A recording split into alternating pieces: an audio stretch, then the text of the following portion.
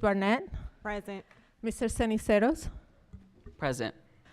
Mrs. Contreras, Present. and Mrs. Sashanek. Present. This time, we'll ask for Pledge of Allegiance, please. I pledge allegiance to the flag of the United States of America and to the republic for which it stands, one nation, under God, indivisible, with liberty and justice for all. At this point, we'll ask for a moment of silence, please. And please take the opportunity to silence your phones.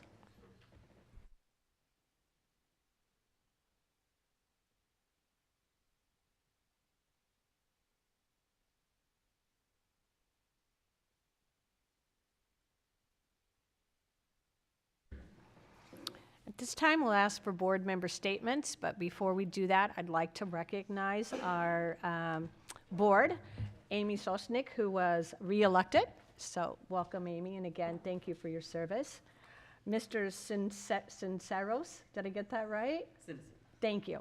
So welcome, and congratulations on being elected to the board. We look forward to working with you, and I know you look forward to serving the community, so thank you.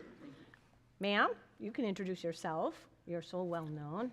But this is Mrs. Contreras. So Mrs. Contreras sits on the board as well. And last but not least, we have Mrs. Barnett. Welcome. This is her first official board meeting. So she's also newly elected. So thank all of you. I know this is a commitment of time. We don't get paid for this, so this is a service that we give to our community and children, and we each have a passion for it. So at this point, if you have family here and your family would like to take a quick picture with you, we'd love to do that as well. So Marcus, I know your family's here, is that correct? Yes. So if you would like to go and grab a picture and somebody can take your picture, we'd have time for it. Okay, thank you. Welcome. And family, you're welcome to come on up and take a picture up here. And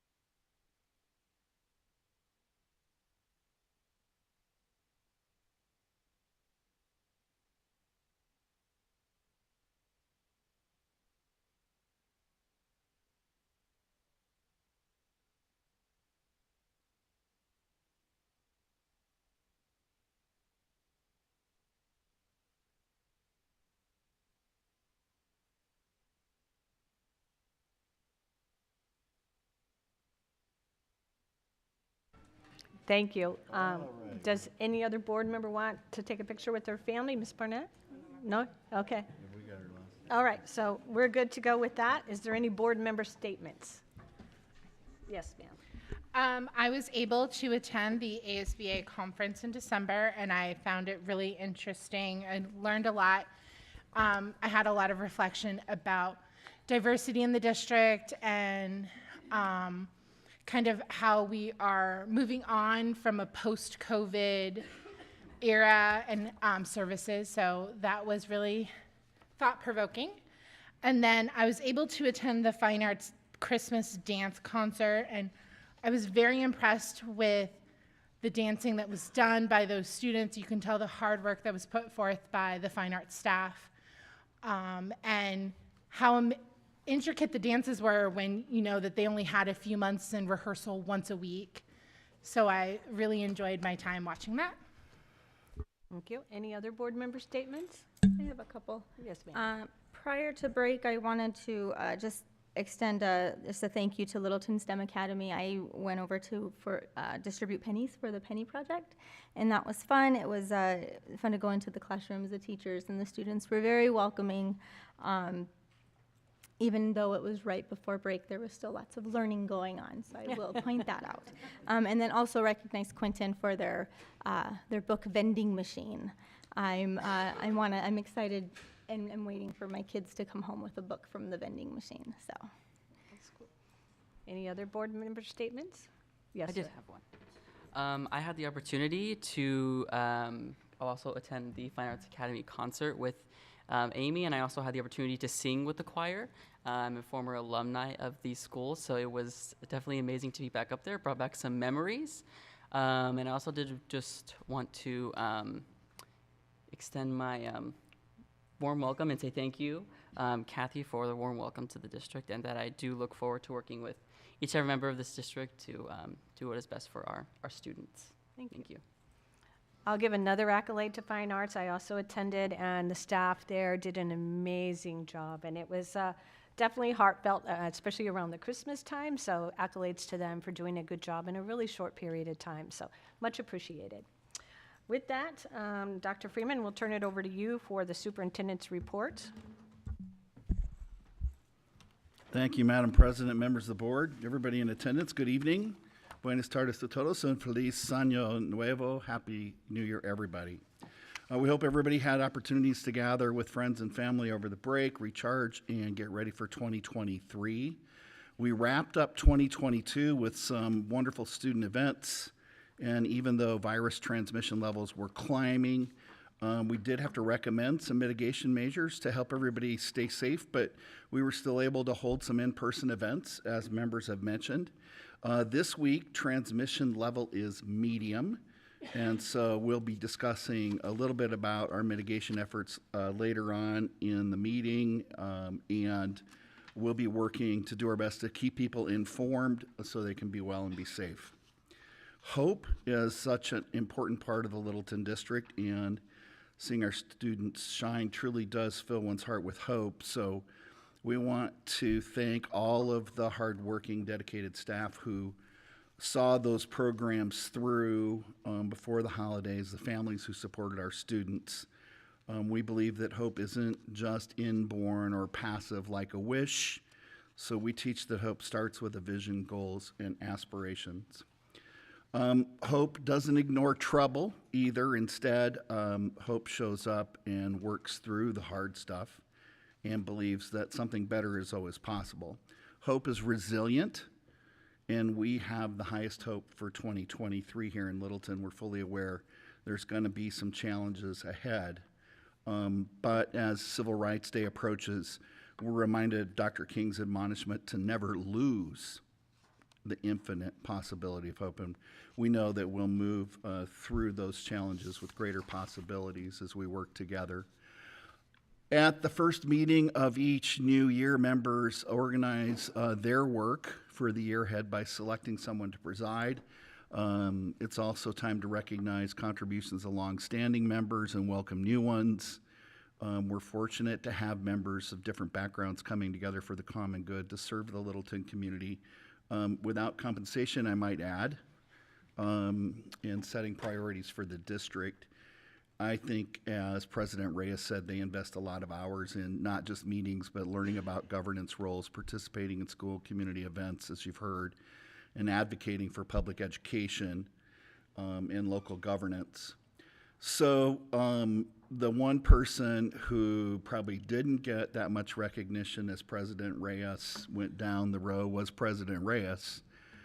She's continuing in her service going back to 1996.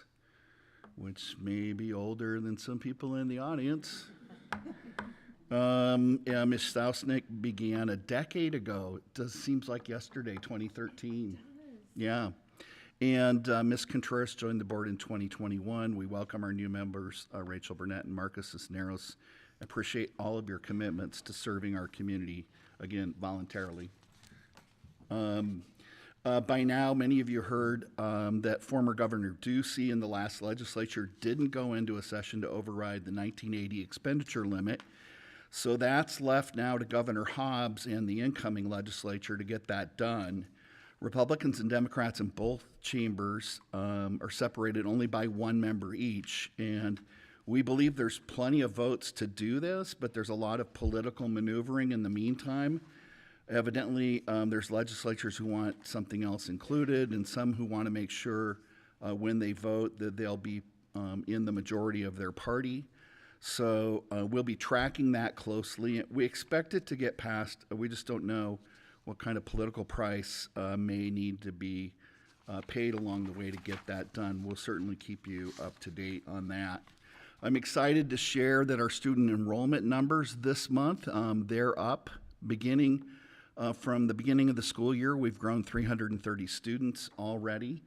Our 90-day count compared to before is 260 students up from the 90-day count last year, so we're paying close attention to that. We're still under our highest enrollment number back to 2020, but the trend is positive. And people may not be aware, school enrollment in the United States continues to be down about 1 million students, according to the latest report from the Wall Street Journal. So we have a positive outlook on a potential to serve more families here in Littleton. Our school academies are offering meaningful choices, so students and families are bound to find focused programs that serve their children's interests and strengths. There's no school attendance zones in Littleton, so transportation is available for the vast majority of students in the district, making real choice available for families who otherwise wouldn't be able to transport their children to an academy they prefer.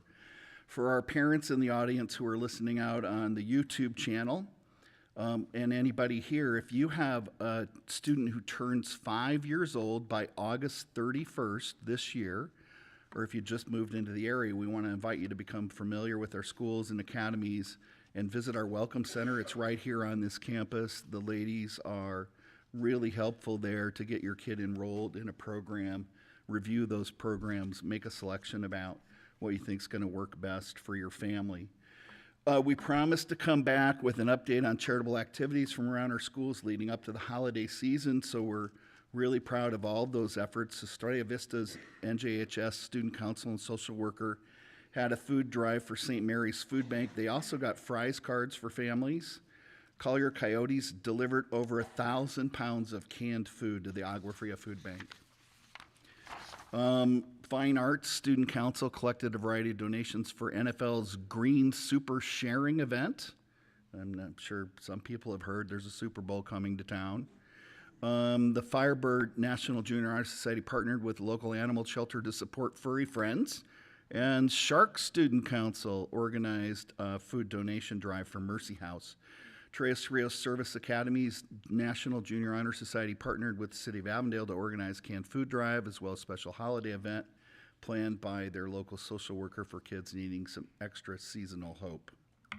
Prior to the break, the district promoted the first class of play and learn parents and children from 0 to 5 who participated in 6 weekly sessions based on child development, language, and literacy themes. Families learned a lot and discovered, of course, that the time they spend together is the most important thing for their little ones and what they need for success. Play and learn is one piece of a bigger commitment by the Littleton District to support families and students before they enter kindergarten so that they're ready for literacy and learning when they come to school. And we want to thank Ms. Nora Har and our parent liaison at the Welcome Center for all her work to engage and support those families.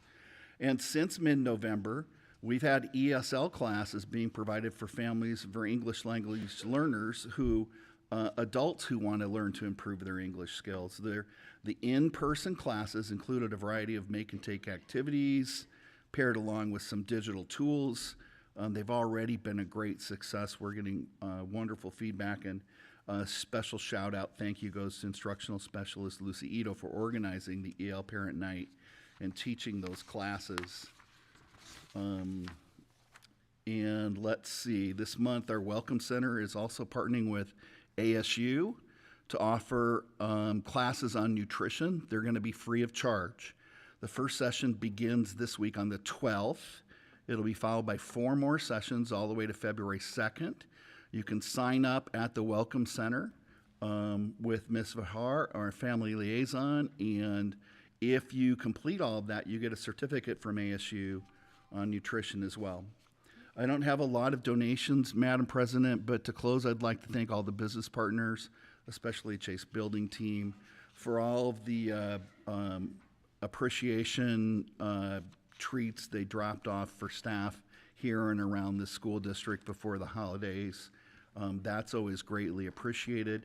Last few days before winter break are especially busy around here as everybody's trying to wrap up and get off with their families. So everybody really appreciated that. We wish you all good health and hope in 2023, and that's all I have. Thank you. And now it's Ms. Vandewater to do some program showcases. Proclamations. Yes, you are correct. Thank you. Well, Amy's must be wanting to read it. We're gonna nominate Amy. Thank you. If you'll please read the proclamation. Okay. So we have a proclamation of January 22nd to January 28th, 2023 as School Choice Week. Whereas all Littleton children should have access to the highest quality of education possible. Whereas Littleton recognizes the important role that an effective education plays in preparing all students to be successful adults. Whereas Littleton is a district of choice in the West Valley, allowing students to enjoy multiple program choices based on individual interests. Whereas educational variety not only helps to diversify our economy, but also enhances the vibrancy of our community. Whereas Littleton has many high-quality teaching professionals who are committed to educating our children. Whereas School Choice Week is celebrated across the country by millions of students, parents, educators, schools, and organizations to raise awareness of the need of effective educational options that challenge and motivate all our students to succeed. Now, therefore, be it resolved that as the governing board of Littleton Elementary School District, I proclaim that our schools will stand with the nation in recognizing January 22nd to January 28th, 2023 as School Choice Week. Thank you, Amy, for reading that. Appreciated. Next, now we're going to Ms. Vandewater for the program showcase. President Reyes, members of the governing board, Dr. Freeman, I am excited to present to you our first program showcase for this evening. Tonight, Ms. Regan Headings, principal of Collier Business Academy for Financial Literacy, will showcase their signature school focus through highlighting their business and financial literacy class, the focus of the instruction, the mission, vision, community partners, and several exciting project opportunities. Additionally, Collier will showcase their Kids at Hope Student of the Month, 8th grader Julianne Oviedo, and recognize a dedicated volunteer, Karina Brown. We are pleased to welcome Ms. Regan Headings.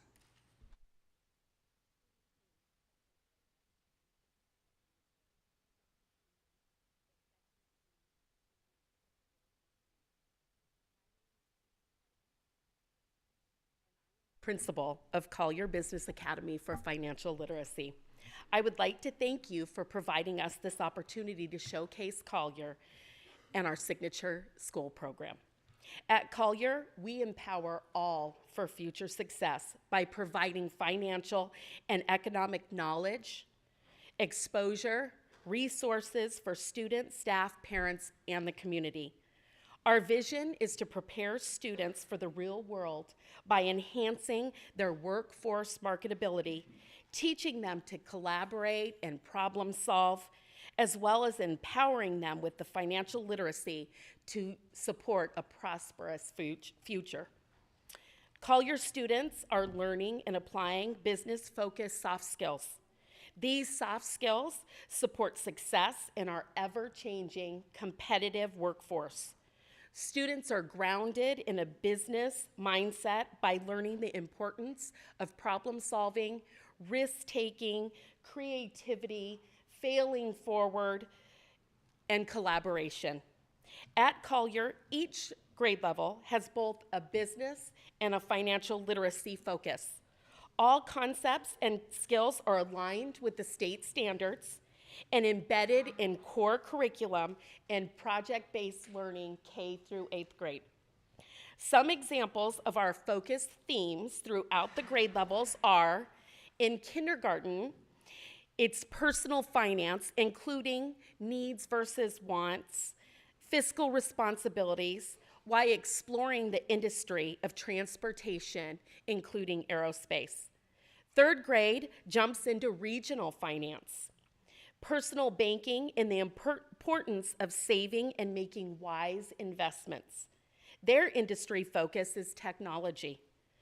Fifth and sixth graders are investing in everything BizTown, including income, bills, and budgeting. They focus on the food industry. Seventh and eighth grade benefit from experiencing the real-life scenarios of finance park concepts, such as the stock market, taxes, and loans.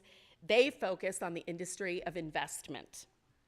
In collaboration with One-to-One Wealth Strategies and the Ramsey Group, Collier's business team narrowed our school-wide focus to the big four in financial literacy. It's earn, spend, save, and invest.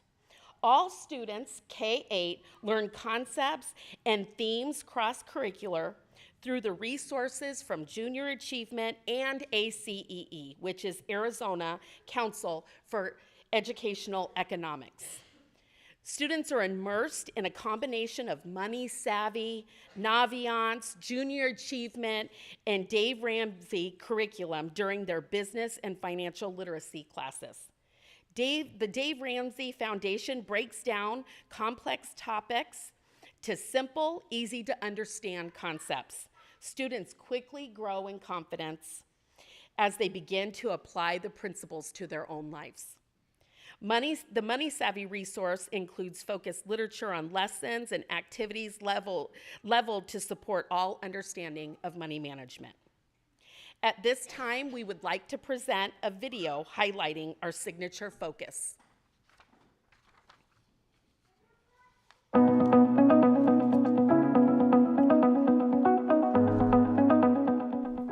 Hello, my name is Regan Headings, and I am the proud principal of Collier Business Academy for Financial Literacy.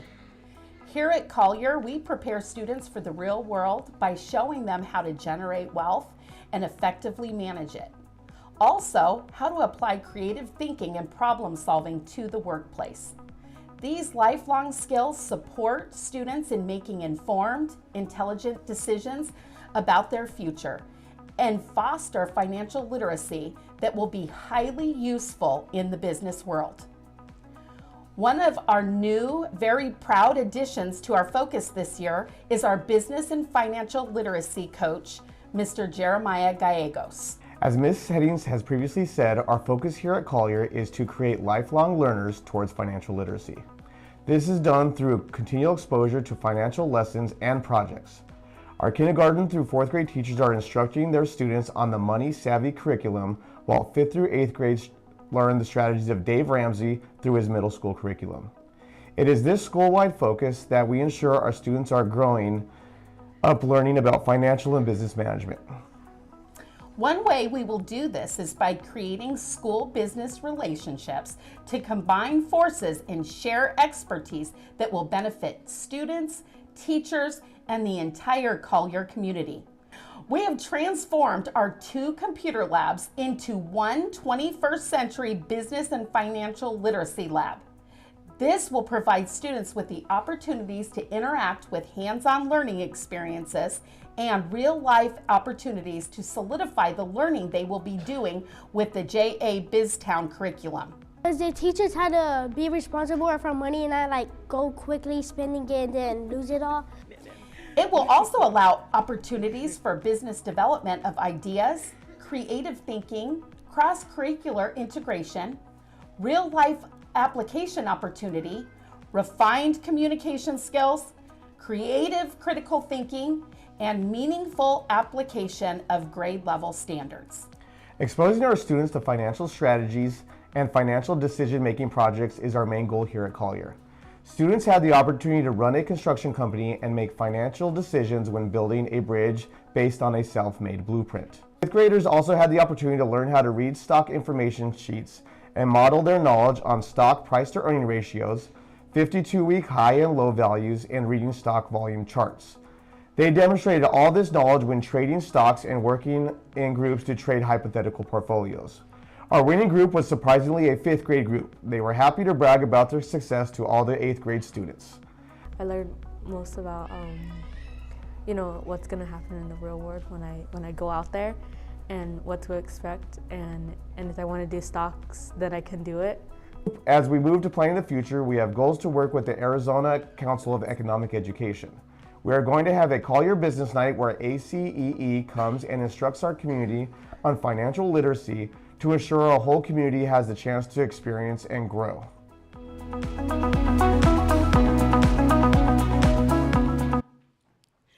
Collier's 2,300 square foot former computer lab has now been transformed into the state-of-the-art business hub.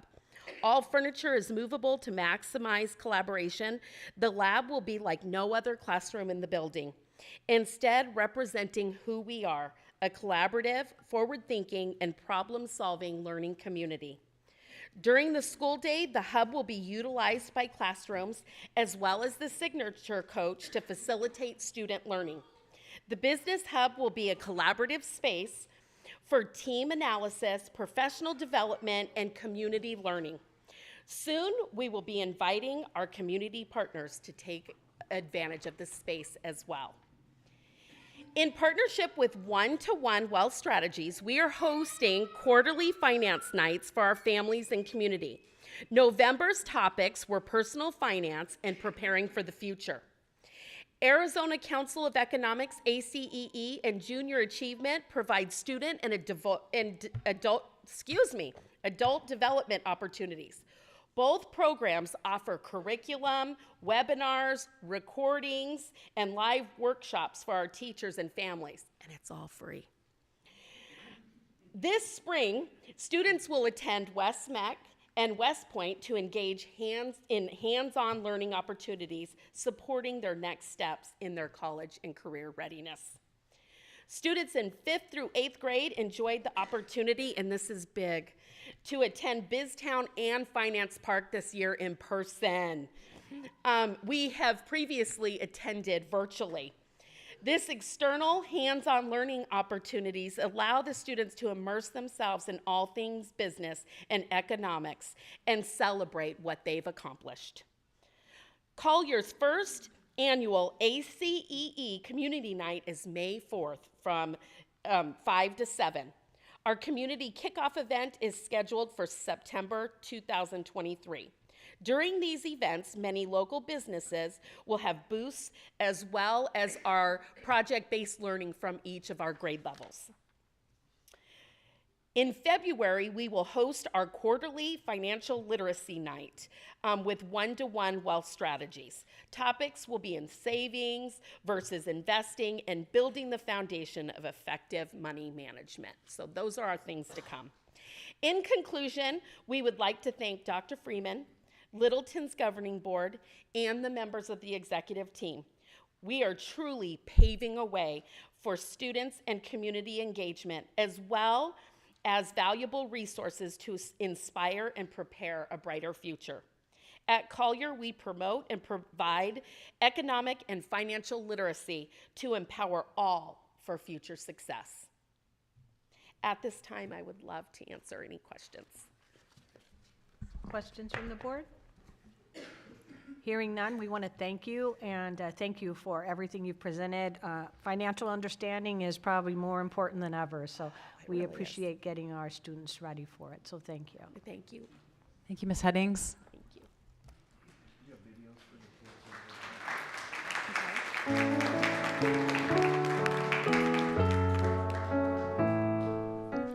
Hope is a powerful word. It's the promise of a better tomorrow and can bring light into our darkest moments. My name is Jelena Oviedo Verhoeven, and I'm a Kid at Hope. Each and every morning, students are encouraged to say the Kids at Hope pledge, but what does it truly mean? To me, a Kid at Hope is someone who looks toward the future and will work for their goals and dreams. The pledge starts out by saying, I am talented, smart, and capable of success. When students recite this statement, it reaffirms their self-worth and their commitment to their academics. As the pledge continues, it states, "I have dreams for the future." Each student has at least one goal for the future, which can vary from a future career or just a grade they want in school. These goals are the things that drive us to the things we want in life and the opportunities in order to achieve them. Furthermore, it states, "I will climb to reach those goals and dreams." These goals that the students have will not just happen without a clear focus and commitment to their future. This is the part that is the climb as the students journey from kindergarten through 8th grade in pursuit of their dreams. The pledge concludes by saying, "Every day, no exceptions." Every day is vital. On a day-to-day basis, it can be difficult to see the importance of what we learn. However, there is a famous quote that states, "A journey of 1,000 miles begins with a single step." Each passing day are those steps towards the student goal, towards the 1,000 miles. Students will have to show persistence to reach their goal, and nothing should make them waver from their path. This is the journey they take to reach what they want in life. The students are the ones who choose whether or not they take that big step forward or just walk the whole way through. To be a kid at Hope is to be the person who will take that first foot forward towards their future and won't let anything block their path. The Kids at Hope Pledge is a way to show a student's dedication to their dreams for the future. This pledge can help students believe that they actually can and will achieve what they desire, and every single student has the potential to be a kid at Hope. I'm Jelena Vieira-Verhoeven, and I'm a kid at Hope.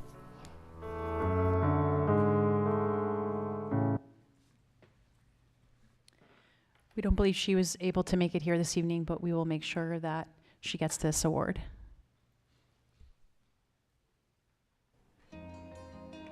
Collier Business Academy for Financial Literacy's Volunteer of the Month is Mrs. Karina Brown. She is a Collier world changer, volunteering her time across our campus.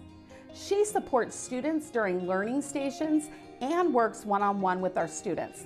The kids love her and look forward to seeing her every day. Karina played a vital role in reorganizing the PTSA and took on the role of treasurer. Karina is our deserving Volunteer of the Month. She is our partner in ensuring we empower all for future success. We love Miss Karina.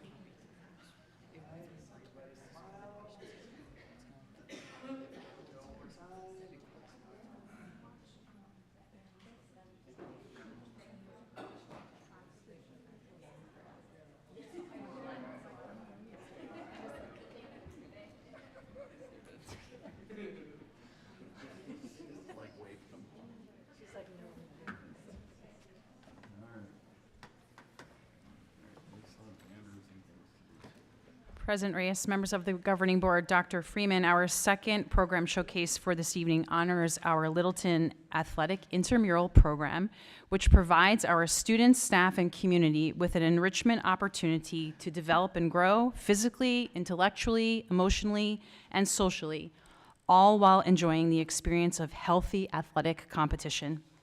Our Littleton Athletic Coordinator, Miss Bobby Brock, who is also a PE teacher at Estrella Vista STEM Academy, will share some of our program highlights and will also recognize our first and second season school championship winners and 4 athletes of the season. We welcome this evening Miss Bobby Brock.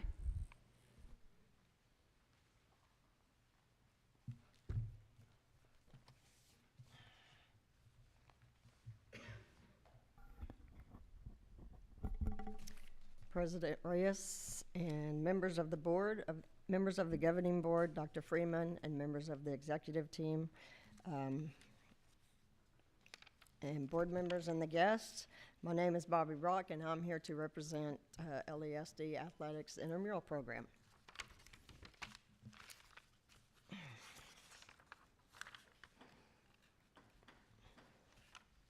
So I would like to share the athletics mission with you once again as it's shown up here.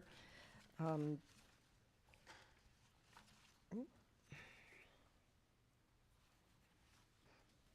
Littleton Elementary School District Athletic Program is to enrich the education and the personal experience of the student athletes by providing a positive and supportive environment that offers 6th through 8th grade students the opportunity to develop and grow physically, intellectually, emotionally, and socially while enjoying the experience of athletic competition.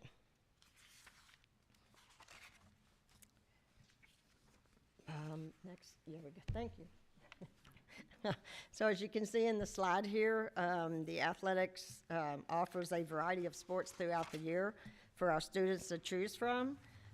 They're broke down into 4 different seasons. And as you can see in the slide that we do offer baseball, co-ed flag football, soccer, basketball, volleyball, and softball. So each season is, next slide please. So as you can see here, each season involves a lot of behind the scenes activities, which involves myself as the athletic coordinator, 5 to 6 site coordinators, 7 assistant principals, as well as 28 coaches, which is 2 per site per sport.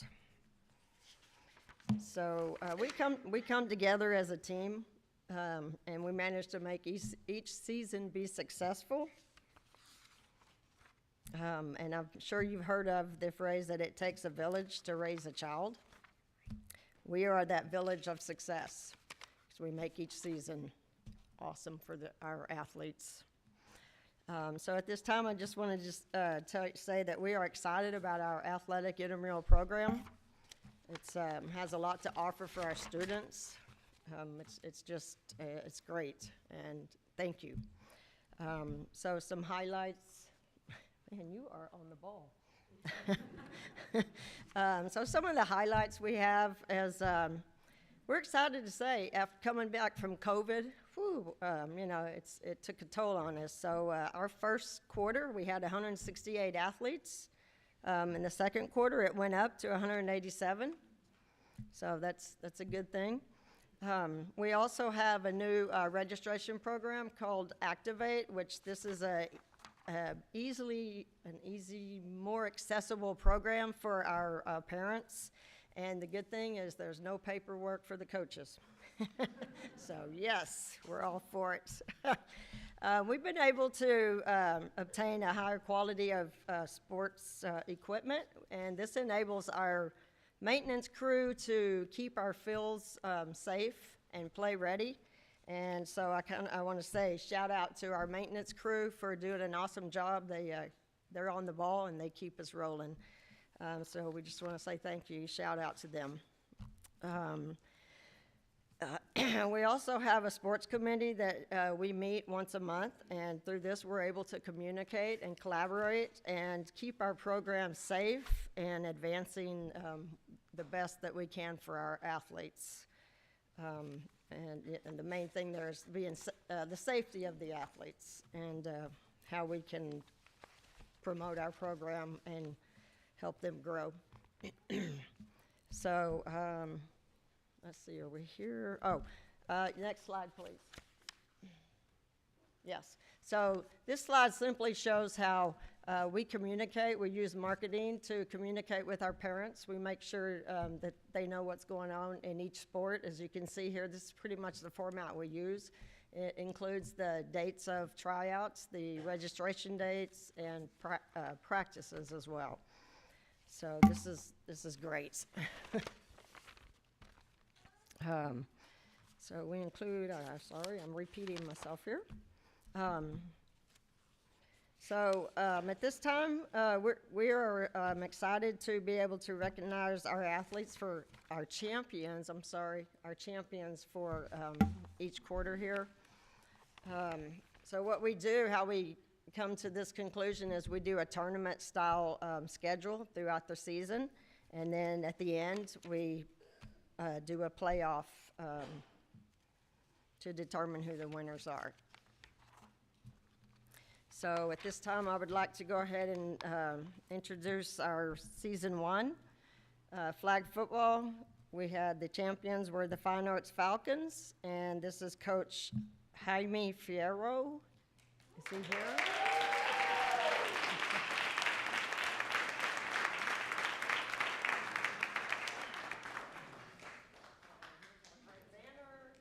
Congratulations, awesome job.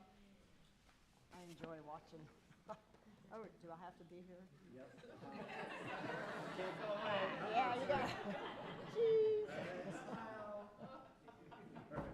got a step ladder. Congratulations. Thank you. Yes. Good job. So I guess you want to stay up. Yeah, it's cool, isn't it? Should we keep him up here? or- Yeah, let him stay up. Thank you. As you can tell, I'm a newbie. How you do? Just keep going. Okay, then we have girls basketball. We have Country Place Mustangs with Coach Shane Howe.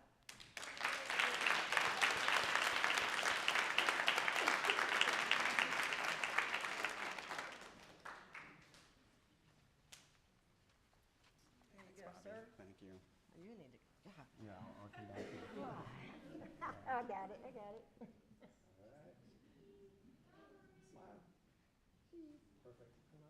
Yeah, thank you. Let me take a sip real quick.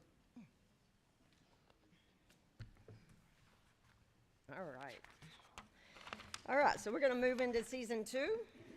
We have girls soccer champion from Collier Business Coyotes, Collier Business Academy, Coach Jeremiah Gallegos and Sean Berry.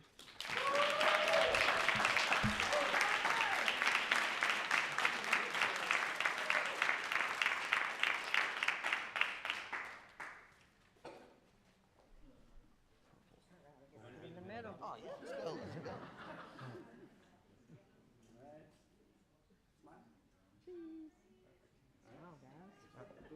Oh, I think I do. I want. We can do autographs too.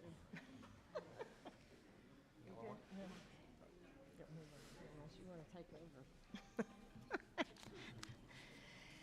Okay, and last but not least, boys basketball. From Fine Arts Falcons, we have Coach Michelle Walla.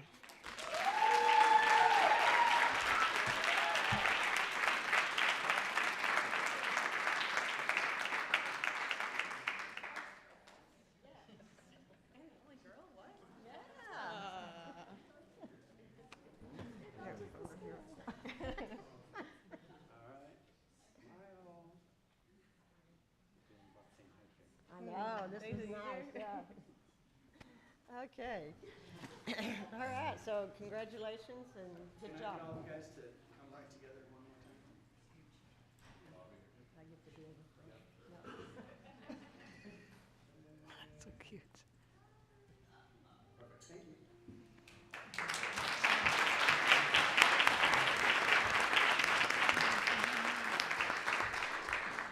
Also, on behalf of the board, we want to thank each and every one of you. We know you dedicate your time, and if people are wondering, you don't make a lot of money for the time that you spend doing it, so it is greatly appreciated. It shows your passion for athletics, so thank you very much. Yes.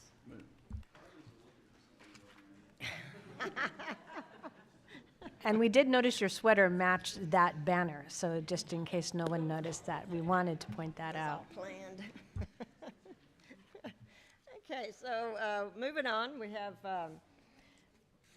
at the end of each season, we ask our coaches to nominate some athletes or a athlete for each sport. And then I go in and I choose, reading over all the information that was shared. This is hard to do. I go in and I choose and I read, and so I try to make the best choice. And so that's what at this time. So I would like to go ahead and recognize some of our awesome athletes. And so we're going to call names out. And are we ready? Okay.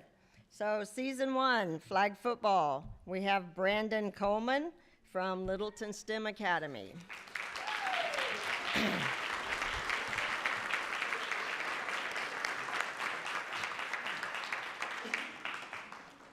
So he was chosen for motivation, dedication, a great attitude, and the initiative to take charge. So good job.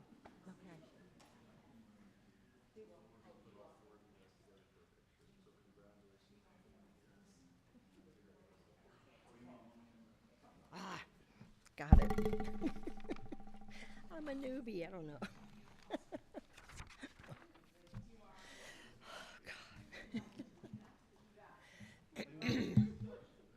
Dude, yeah, I know, y'all are great.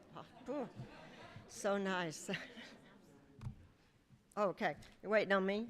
All right. So girls basketball from Fine Arts Academy, we have Tatiana Parker.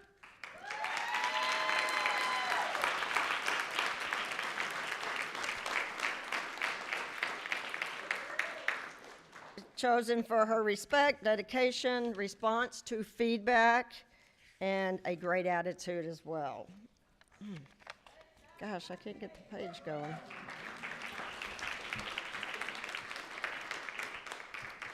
And season 2, we have girls soccer, from Collier Business Academy. We have Jaylene Zayas.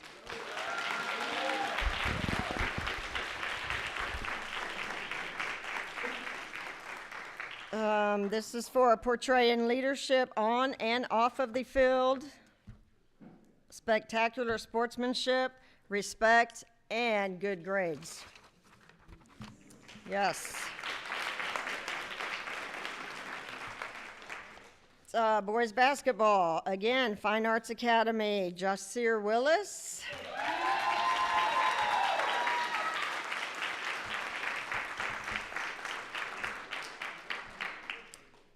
Positive attitude, encouragement, dedication, and respect as well towards the coaches, the referees, other players. So good job, guys.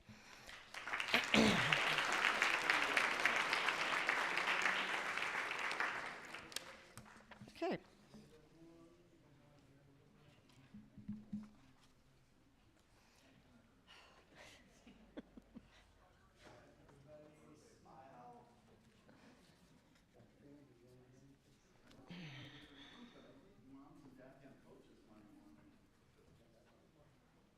We have coaches. What about coaches? Can we get the 4 coaches with us? I think they're all here, yeah.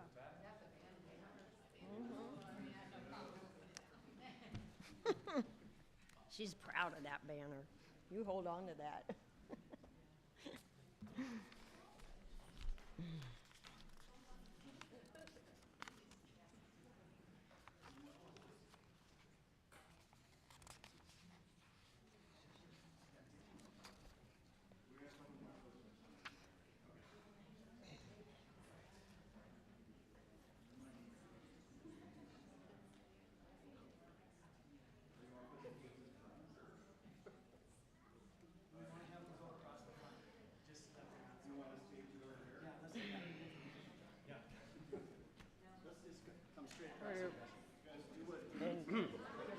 Yeah. Is this in the way? So right from here. How are we doing? We'll set right here, right? Trying to do this. You want me to when I hold this, you know, like really represent our team.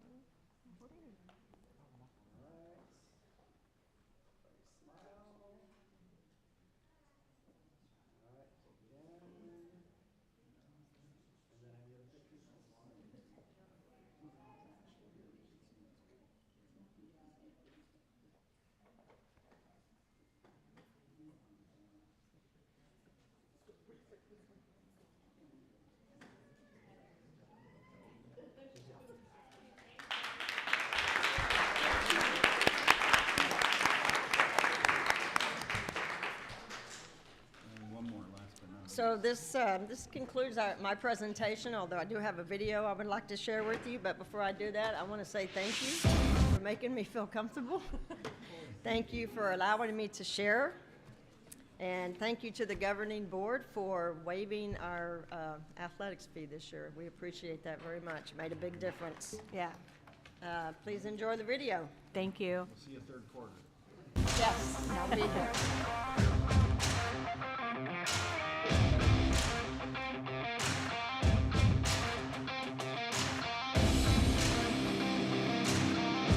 Go Falcons basketball!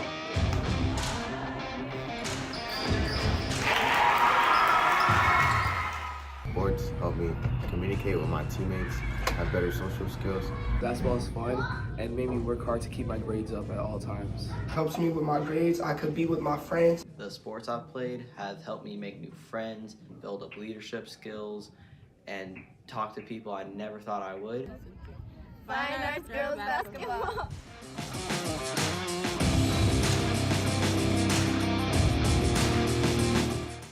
It helped me with my grades because if you had bad grades, you couldn't play. Because it teaches you good skills and teaches you how to be a better leader. Just try your best in everything, and if you're looking for a sport here to do at Littleton District, join a sport and have some fun.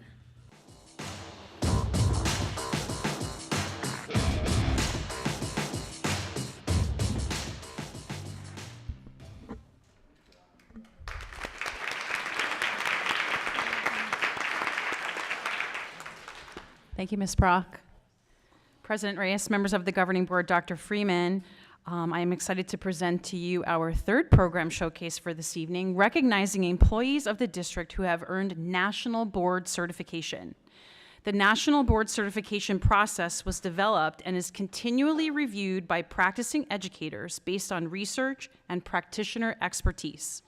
The National Board 5 core propositions and standards describe what accomplished teachers should know and be able to do to have a positive impact on student learning. National Board certification identifies teachers who meet those standards through a performance-based, peer-reviewed series of assessment components. The founding mission of the National Board for Professional Teaching Standards is to advance the quality of teaching and learning by maintaining high and rigorous standards for what accomplished teachers should know and be able to do, providing a national voluntary system certifying teachers who meet these standards, and advocating related education reforms to integrate national board certification in American education and to capitalize on the expertise of national board certified teachers. Recognized as the gold standard in teacher certification, the National Board believes higher standards for teachers means better learning for students. The National Board for Professional Teaching Standards certified 2,073 new teachers in December who can now call themselves National Board Certified Teachers. One of those is our very own Michelle Noel, gifted teacher at the Fine Arts Academy. 5,304 teachers renewed their certificate this year, including our own Raj Chima, special education teacher at Country Place Leadership Academy. There are now a total of 130,630 teachers. 8 of those are part of our Littleton family, from all 50 states who teach in the highest standards in the profession and impact culture and learning for vast numbers of students, schools, and community. At this time, we would like to recognize all of the teachers in our school district who have attained national board certification. After I announce all of the names, we ask any National Board Certified teacher who is here this evening to come up for a photo and hold up your plaque, which will be proudly presented in our lobby of the district office building. We have Samantha Armstrong, Assistant Principal at Littleton STEM Academy, achieved 2013 in the Generalist Middle Childhood. Kimberly Buckner achieved in 2008 Literacy, Reading, Language Arts, Early and Middle Childhood Reading Interventionist, and she currently works at Littleton STEM. Raj Chima achieved in 2013 Exceptional Needs Specialist, Early Childhood through Young Adulthood. And she renewed in 2022, and she's currently a special education teacher at Country Place Leadership Academy. Kimberly Eberlin achieved in 2019, Exceptional Needs Specialist, Early Childhood through Young Adulthood, special education teacher at Country Place Leadership Academy. Dr. Lisa Haid achieved in 1999, Generalist, Middle Childhood, and she's our Chief Academic Officer here at the district office. Michelle Noel, newly achieved 2022 Literacy, Reading Language Arts, Early and Middle School Gifted Teacher at Fine Arts Academy. Sarah Pearson achieved in 2011 English as a New Language, Early and Middle Childhood Teacher on Special Assignment, Mathematics at the district office. And Kirsty Tomac achieved in 2009 General Early Childhood Second Grade Teacher at the Collier Business Academy. We are so proud of our Littleton School District nationally board certified teachers.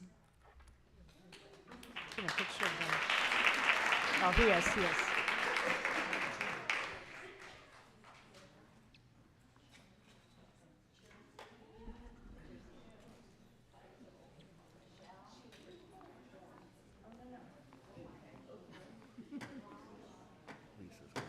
They have these wonderful plaques honoring their certification, and we'll proudly display them in our lobby here.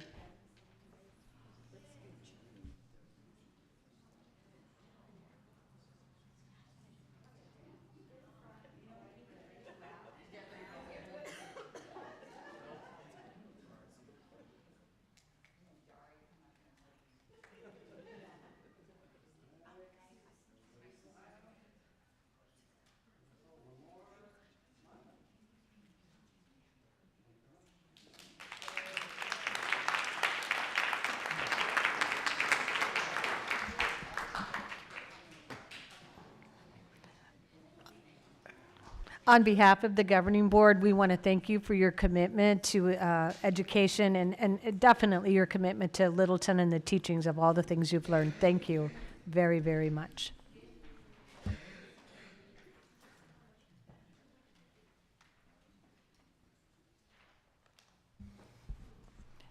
At this time, we are having a call to the public. We do have one person that's requested to speak, so if you would come on up.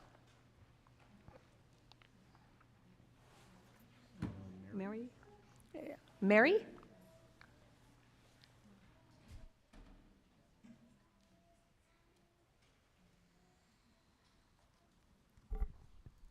Good evening, everybody. Madam President Reyes, members of the governing board, Superintendent Freeman, staff, and families and students. My name is Mari Alvarado, and I appreciate the time to say a few words to everyone here. I am a member of the community. I'm a member of the Avondale community, a resident of Avondale, and I am here to offer a few remarks to you. First, I want to say that I have enjoyed the showcasing. First of all, Dr. Freeman, your very somber report regarding the funding of schools. I have been following it very closely, and guess what? We are not in a good place. Public education is really struggling right now. It is sad because we have showcased some excellent programs here. Business, athletic, and you have the best teachers here at Littleton Elementary District. Now the question is, can you retain them? So let me go back to who I am.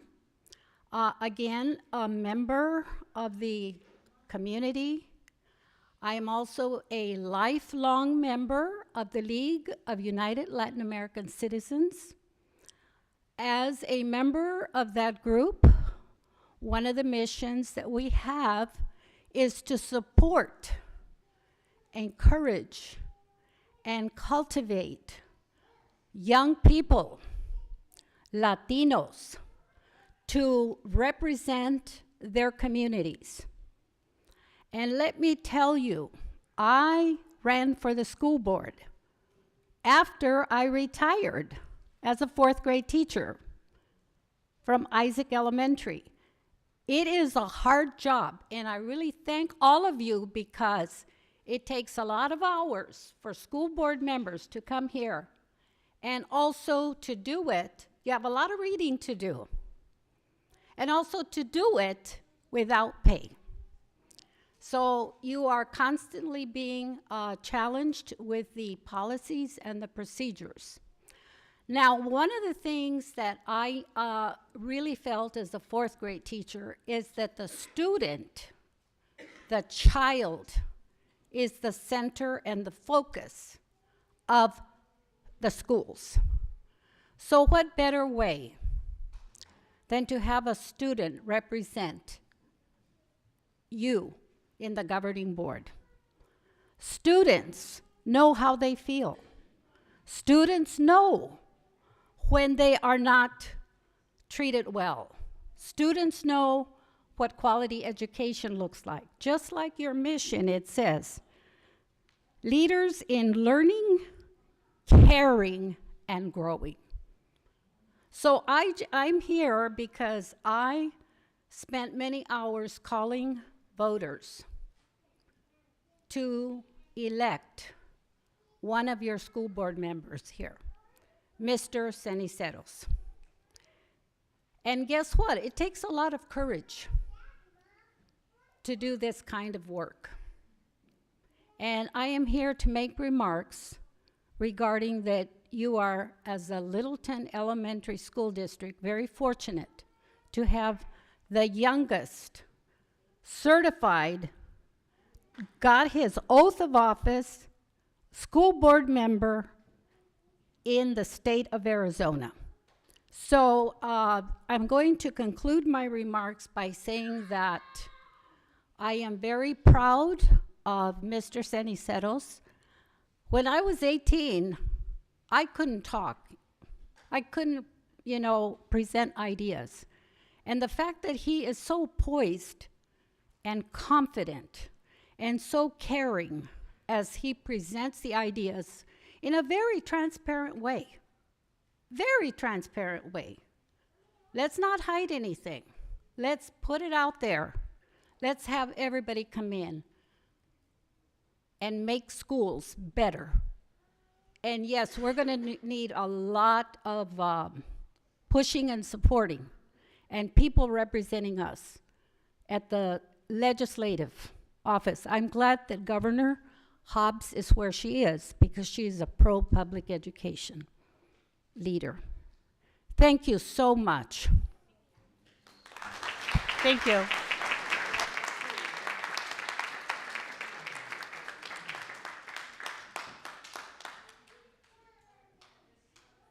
We're moving on to item 9, consent agenda. Has every board member had a chance to review the consent items, and is there any that they wish to be pulled? Yes, sir. Thank you, Madam President. I did want to, I don't know if you could guide me on how to discuss policy BCH and policy BED on the consent agenda.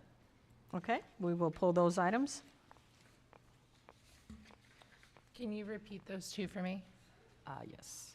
BCH, Board Communications with Staff Members, and policy BED, Meeting Procedures Bylaws.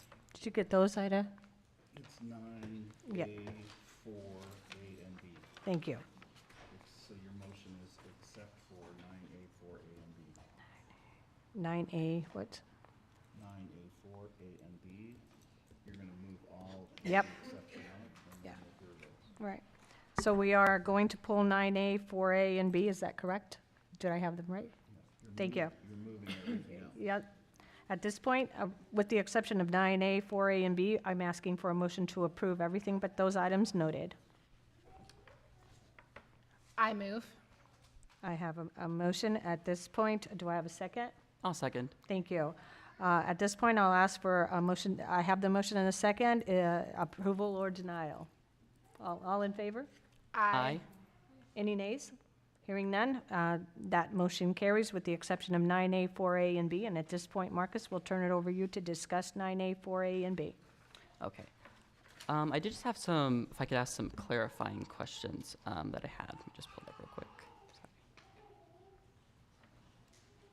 Sorry. So I did want to ask, so this is proposed to us to change the policy that we currently have as a governing board?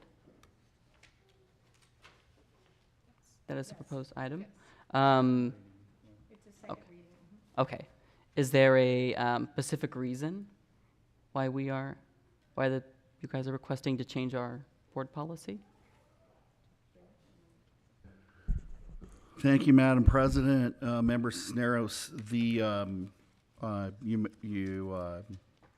may or may not be aware, the last several years, school board meetings have dealt with a lot of acrimony. Some board members have been sanctioned by the Attorney General. Other people have had their participation limited. We brainstormed some ideas to give the president some authority to hopefully have a little more control should any of those situations arise. That was the discussion in the first reading because there were no questions, refinements, or suggestions. It went on the consent agenda to be heard a second time. So if there's any other concerns, the staff's not aware. Okay, thank you. That's all. I just wanted a clarification on that. And then the second one you pulled? Yes. Let me pull that one up. Oh, I thought that was the same. Oh, no, that was the first one. That was the first Yeah. one. I thought it was the same question for both. I don't. Oh, no, no, no. All right. Well, Let me pull. okay. Okay. Sorry, Roger. Marcus will let you Okay. identify the second. So I actually did want a clarification. So as of right now on policy BH, board communications with staff, I did want a clarification. So as of right now, it says only a quorum of the board may direct the work of the superintendent. Is that a policy we already have as a board? Yeah, that's true. We already have that? Yeah, only a quorum can give direction. Okay. Because we vote as a quorum. No one person has the authority to give direction without the board hearing it and the quorum approving it. Okay. That's only clarifications that No I worries. Thank you. Yeah. I think that addresses all the items pulled, am I correct? Yeah. So at this point, we will go back and ask for a motion for 9A, 4A, and B. I move that we approve the aforementioned items. Okay, thank you. I do have the motion. Is there a second? I'll second. Thank you. Hearing a first and a second. All in favor? Aye. Any opposed? Hearing none, the consent agenda as written will move forward. Thank you. At this point, as we do every year, we'll ask for the reorganization of the governing board. This is done annually, and this is obviously our annual meeting. So at this point, the governing board will consider the officers and roles for members of 2023. So this is an opportunity for the board to discuss the roles and officers that they wish to nominate or elect. Madam President, has the policy requires the board does need to elect by motion and second someone to preside over the year. The policy has a great deal of leeway for the board in other offices or roles. Some people have clerks, some people have vice presidents. I think in past years, we've had a vice president to kind of assume the mantle if the president was absent. In other years, we haven't. That's at the discretion of the board, but you do need a motion and a second for who to preside in 2023. Thank you. So, discussion. I believe, Kathy, you have represented us very well in the past year. And if you are open to it, I'd be willing to nominate you as president. Thank you. Other discussion? I'm going to echo Miss Amy on that one. I think you've done really well in representing us. You are a great leader for all of us with lots of experience. So Thank if you're you. willing. I appreciate that. Thank you. Other board considerations, anyone? I am willing to assume the role one more year, so normally every year we do it. So if there, at this point then, if there's no further discussion, I'll ask for a motion with the nomination of myself, Kathy, as president, and I would also like, though, to have a vice president. I think it's critical, and Amy, I would like to nominate you. That's always important in case one of us are unable to perform the duties. So, Amy, would you accept the vice president role? Yeah, I would be accepting of that role. Thank you. So is there any objections or concerns or questions on the vice president role or the president's role for that matter? Hearing none, then I'll have a motion to approve or disapprove the motion with Kathy as board president and Amy. Did I have a second? On VP? I didn't write it down. No, not yet. We haven't really voted. You gotta get a second before you can vote. Oh, didn't I call for Okay. second? Oh, second. There's a motion and a second now, so I do have a motion and a second. So at this point, we'll take a vote. Any opposed? Any approved? Point of clarification, are we doing both you and I, or Yes. just one? At this Okay. point, I'm asking for a motion for Kathy Reyes as president, Amy Soshnick as vice president, together. Okay, If then you wish them to be pulled apart, please let me know. I move that we vote for Kathy Reyes as president and Amy Salchnik as vice president. Thank you. That is the motion. Is there a second? I'll second. Thank you. Hearing any opposed on that? Hearing none? That is done. Thank you. Thank you, and appreciate the kind words. Thank you. All right, we'll move on as an information item, number 11, and this goes back to you, Dr. Freeman. Thank you, Madam President, members of the board, somewhat in keeping with the remarks I made on the policy additions we had. We have a couple things that through time have become of greater interest to our auditors. So one of those is a conflict of interest. We have some other attestations for members, essentially to make sure that in the public forum, they're aware of what some of those requirements are.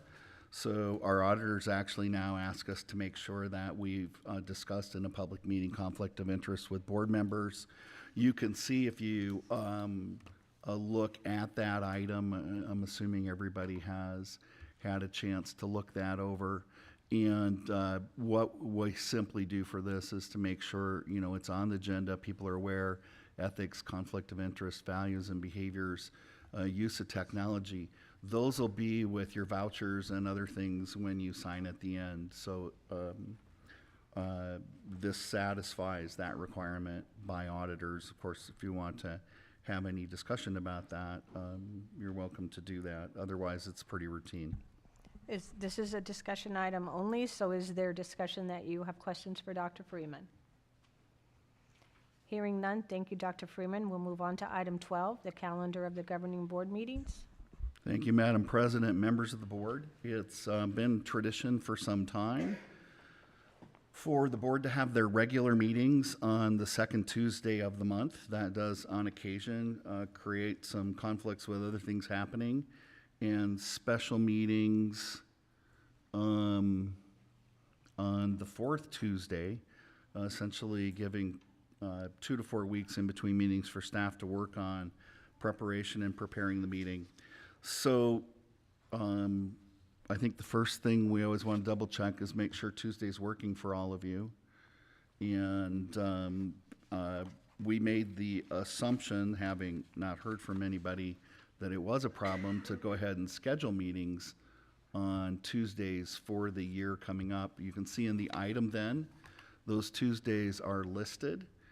There is an asterisk in the regular meeting dates in October because the second Tuesday conflicted with fall break. So we recommend putting that on the first Tuesday.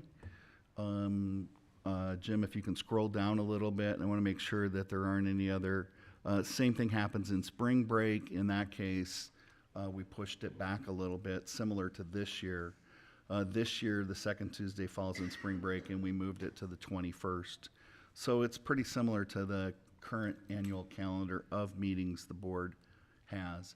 We do try to schedule out some special meetings for you just for the purpose of planning. 4 of those are really for the board to conduct study sessions. Generally speaking, in October, we have the fall report of the prior year. April is always a good time to get together and make sure we're on the same page for the coming year. Oftentimes, January and February end up being part of the planning moving forward as the board is asked to put a number of decisions in place, preparing for the school year to follow, for all of those things that need to be prioritized and planned for by staff. So we don't plan a special meeting every 4th Tuesday, but we do know that the trend has been that often 3 or 4 of those are going to be needed, and it's easier to put it on your calendar and not have the meeting than try to scramble to get one. So we add those to our calendar of dates.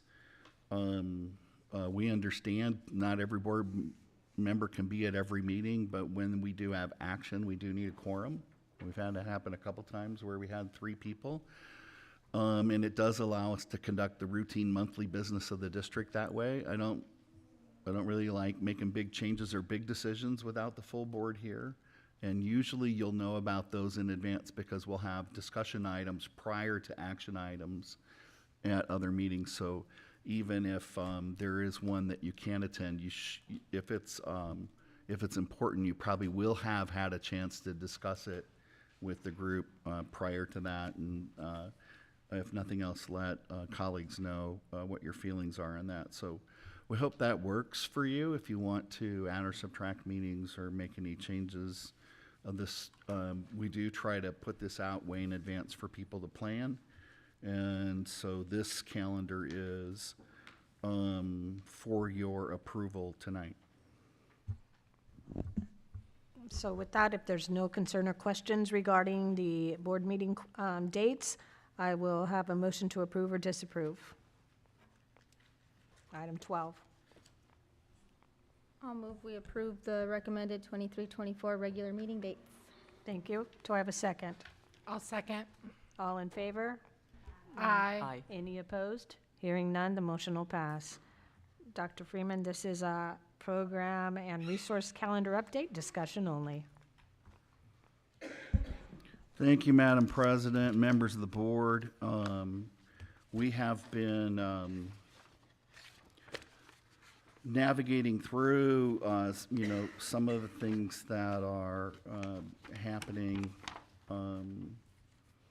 with the state, the legislature, and the school district. So we have made some changes too, and if we can open that PDF, it might be helpful. So we're at the January 10th meeting. You can see that the blue bullets for board action are aligned with the meeting tonight. We are bringing to the board for action later in the agenda the Instructional Services RFP Award. We weren't sure before if that was going to make it this far in the process. But because of some special additional considerations, it is on the agenda tonight. We have planned mostly for the 24th orientation to all the components of the district and how they work. And we want to be able to spend some time on that because we have 2 new members. So there is a lot of information. Generally, if we have new members, we'll spend more time on that. And if you've already heard it once for 2 or 3 years in a row, we'll spend less time on it. But we're not, other than if there's an important legislative update, we're going to kind of stick with the main part of the study session that evening. We have policy changes. We have some policy change recommendations from School Boards Association that are being reviewed by staff. And so there may be more beginning in February. But beginning in February, we want to start working earnestly on planning for fiscal year 24. So we'll be looking at enrollment procedures, calendars, work calendars, reviewing the timeline again, enrollment and budget previews, stipend and addenda previews. And you can see here, most of that first meeting in February is discussion, followed in the second meeting by some action, and then potentially more discussion. That will depend on the feedback we get from the board. If we're close to what you're thinking, or if you're asking us to go back and do some additional work, research, or comparisons, things may get moved back on that schedule. One of the things that staff will be working on as the end of winter and spring gets going here is a request for information for curriculum adoption materials, and then that adoption window we had spoke about with instructional services, that 60-day window will be open for any kind of new resources. We are meeting with insurance company to get experience and see how that might impact rates and how that might impact the budget, because whatever money we put to benefits competes with other forms of compensation, so that work is all underway. In March, actually, I went too fast. In February, at the end of the month, we want to do renewal of the teacher-employee group. What that means is everybody who's in good standing will have a recommendation action for the board to be offered a contract so that we can begin that contract work in March. And then in March, we'll do renewal of classified and administrative employee groups.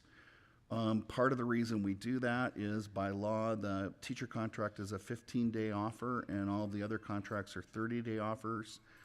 So we split that work up in human resources, try to get the teacher contract information executed, and then begin to work on the rest of it.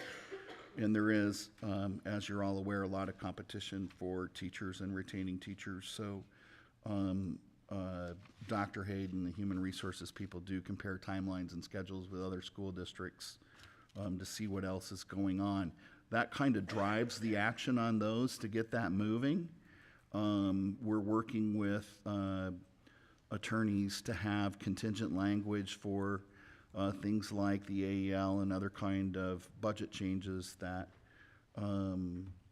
may not be anticipated from the legislature, especially if they're having trouble getting along with the governor.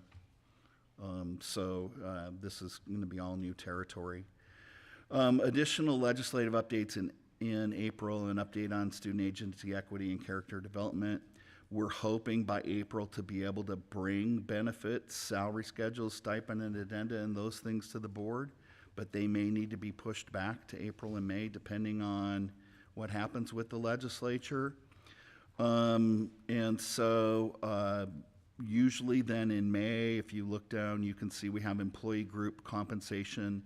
Essentially, that's where we say you're going to give 4% to teachers and 4% to classified and 3.5% to admin or whatever. Those percentages come after stipend, addenda, benefits, and having some idea what the budget is. One of the things that we will need to take action on in May, regardless of what happens in the legislature, is the school district has a 15% maintenance and operations override. We ask the board to approve a renewal of that in the 4th year, so the voter pamphlet goes out the following November with no increase in taxes or budget. And we've been really successful with that. We've passed all of them in my tenure. But we did see in the last elections, some elections in the West Valley not passing, so we don't ever want to take anything for granted. The deadline for us to call for that election, I think, is in the middle of May. So we could do it sooner, but we definitely need to do it then. And then, of course, June, if we still need to propose the budget because of action by the legislature. And again, we're working with attorneys on contingent language and contracts so we can get contracts out and signed and then still have the flexibility if we get more money from the legislature to for the board to add to compensation, much like we did this year with a contingency plan. The parent-student handbook, the classroom site fund plan, all of those things staff are working on and become part of the recommendations to you in the spring. So there are a couple changes in the timing of things. We just want to keep you up to speed so you're not wondering what's next or where something went.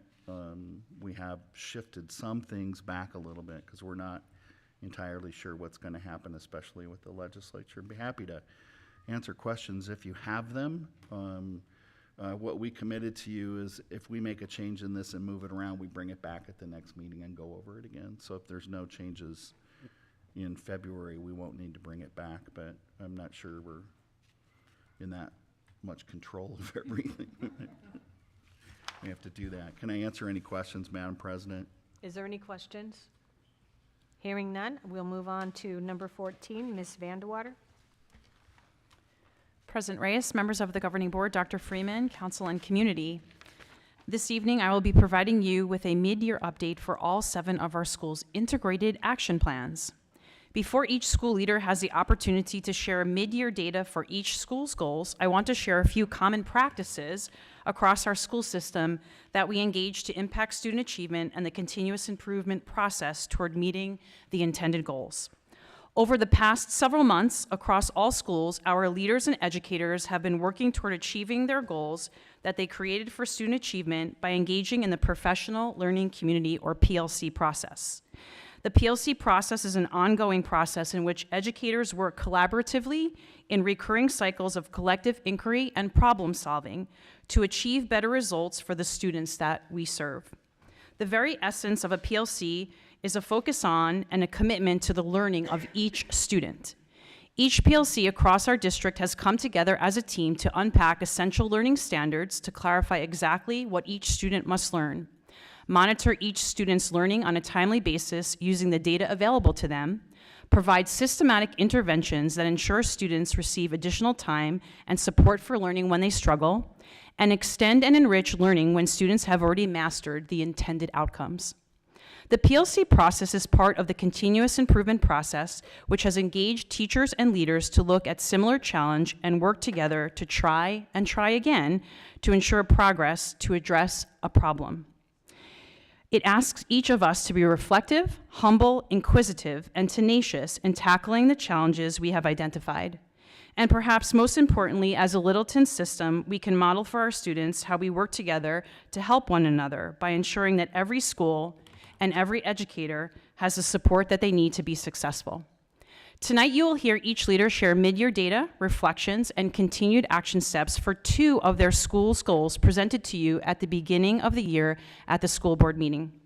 You will hear that our educators and leaders are focusing on the 6 principles of continuous improvement through effective leadership, effective teachers and instruction, effective organization of time, effective curriculum, conditions of climate and culture, and family and community engagement. Distinguishing features of their continuous improvement approach include taking a systems perspective, being process-oriented, using a disciplined methodology to solve problems, and engaging the front line in experimentation.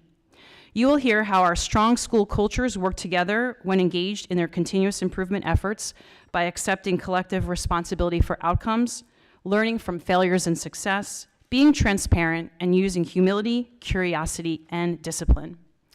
We will begin this evening with goals from Principal Ms. Regan Headings from the Collier Business Academy. President Reyes, governing board members, executive team, and community members. Collier Business Academy is on track to reach our first goal of 75% of 1st through 8th grade students achieving typical to high growth as measured by the pre-post district ELA assessment. Currently, Collier students have made 68% typical and high growth. Our goal in kindergarten is to reduce the number of high-risk students by 65% from the beginning of the year to the end of the year as measured by the Early Reading Fast Bridge Assessment. Kindergarten is below track in reducing the number of high-risk students. However, we've moved 20 students from some risk to low risk, which shows we are making steady progress towards our goals. Collier collaborations will focus on analyzing middle-of-the-year data and common formative assessment data, as well as planning for interventions and extensions. Teachers and students will continue to track SMART goals and celebrate their successes towards the goals. Administration will continue to meet with grade levels to discuss data and monitor growth. Our second goal focus is math. 70% of students will have typical high growth as measured by the pre to post district math assessment. Mid-year growth grades 1st through 8th grade is on track. Collier students have made 69% typical to high growth. Our goal for kindergarten students is for them to complete 5 lessons in Dreambox weekly. Kindergarten is below track for their goal currently and has 2.6 lessons on average per week with the intervention program Dreambox. To support us in meeting our goals, we will continue to focus on best practice in Tier 1 instruction, targeted small group instruction, and intentionally planned daily school-wide intervention. Teachers will receive professional development in the areas of targeted instruction, assessment design, whole group reteach, as well as planning extensions. Teachers and students will continue to monitor and celebrate towards their SMART goals. Administration will continue to meet with grade levels to analyze data and track progress towards our goals. Next, we will hear from Ms. Donna Alsman, Assistant Principal from Country Place Leadership Academy. Dr. Cagle was not able to be here with us this evening. Good evening, President Reyes, members of the board, Dr. Freeman, and the executive team. I'm happy to be here sharing our mid-year goals for Country Place Leadership Academy. Country Place Leadership Academy is on track to reach their first goal under Principle 5, Conditions, Climate, and Culture, which is by the end of the school year, the score in school belonging on the leadership rating assessment that we use will increase 10 points from 66 to 76. Evidence of this progress is seen daily as students have participated in morning meetings and leadership instruction. Staff and students have increased the number of leadership roles around campus. The Student Lighthouse team has grown to 80 members, including 24 new members. As challenges and opportunities arise, new leadership roles are created to support them, including crew for the gym, special supports for our primary classes, and mentors for our struggling students. In reflection and next steps moving forward, this semester, the Student and Staff Lighthouse team will continue to create opportunities for leadership through classroom and school-wide leadership roles. Teachers will continue to provide leadership instruction daily through modeling direct lessons and integrated instruction. So for our second goal, under Principle 4, Effective Curriculum, the goal is by the end of the school year, the percentage of 3rd and 8th grade students will increase from 22% to 50%. The evidence of this progress was analyzed on our mid-year district math assessment we recently took. Each grade, 3rd through 8th, had close to 50% of their students proficient or highly proficient in more than 2 essential standards this first semester. Multiple grade levels had more than 60% of students demonstrate high growth. Upon reflection and next steps moving forward this semester, teachers will continue to plan and provide students with quality instruction. Teachers will continue to refine the implementation of building fact fluency, and school leadership will also continue to meet with teachers weekly to share teaching strategies and analyze data. Thank you. Next, we will hear from Dr. Nicole Durazo, principal at Estrella Vista STEM Academy. Good evening, Madam President Reyes, governing board members, welcome new members, Dr. Freeman, and Littleton community. Estrella Vista STEM Academy for Engineering is on track to reach their first goal of reducing the amount of students scoring falls far below on our district post-test by 50% in each grade level in both math and ELA. Mid-year growth in ELA is making steady progress. We have reduced the number of students in skills 1 through 4 on our phonics screener, which is used to measure early literacy skills, and continue to show substantial growth. For example, we reduced the number of students on skill 1 from the beginning of the year. We had 27 students. To mid-year, we're down to 2. On skill 2, beginning of the year, we had 86 students. Mid-year, we're down to 34. We are excited to share that at the start of November, we had 33 students in grades kindergarten through 4th who did not know at least 20 letter sounds. We have reduced that to 11. Math is also showing growth with an average of 80% or higher on common formative assessments in all grade levels. Students are setting new goals and will chart their progress in both math and ELA. We are constantly reviewing our data and making adjustments to our instruction to grow all of our kids. Reflections and next steps. We will continue to monitor and track progress for our WIN, which stands for What I Need. That is our intervention time. It is focused on literacy skills for students in grades K through 6. Students are grouped based on their individual needs, and they receive targeted interventions. Teachers plan intentional targeted lessons for math during our collaborative team meetings. For our second goal of increasing parent and community engagement at school events by 20%, we are currently on track. We know the power of positive parent partnerships, and we will continue to seek opportunities to strengthen and nurture our community relationships. Our evidence to support our progress are Meet the Teacher participation. This year, we had 772 parents attend, as compared to last year of 639 parents. Our student-led conferences, this year we held 779, compared to last year of only 594. Our participation continues to grow at PTSA meetings with over 30 parents regularly attending. We will increase it though still. Reflection and next steps. We will continue to build positive relationships built on mutual trust and respect with all parents in our community. We will continue to engage families through the use of Remind, social media, and on-site events. We recently were awarded a grant from the NASCAR Foundation, and we look forward to engaging our parents and students at the racetrack in March. Mark your calendars. We are on track to meet our goals. Thank you. Next, we will hear from Mrs. Kathy Sylvester, principal at the Fine Arts Academy. Thank you. Good evening, President Reyes, members of the board, Dr. Freeman, members of the executive team, and guests. This evening, I'd like to update you on Fine Arts' progress towards its integrated action plan for the 22-23 school year. Based on an analysis of the AASA Mimic Benchmark Assessment data, Fine Arts' overall ELA proficiency is 23% in grades 3 through 8. This is a 10% increase in overall proficiency, indicating that Fine Arts is on track with our ELA goal. Student proficiency in ELA significantly increased in grades 4, 6, and 7.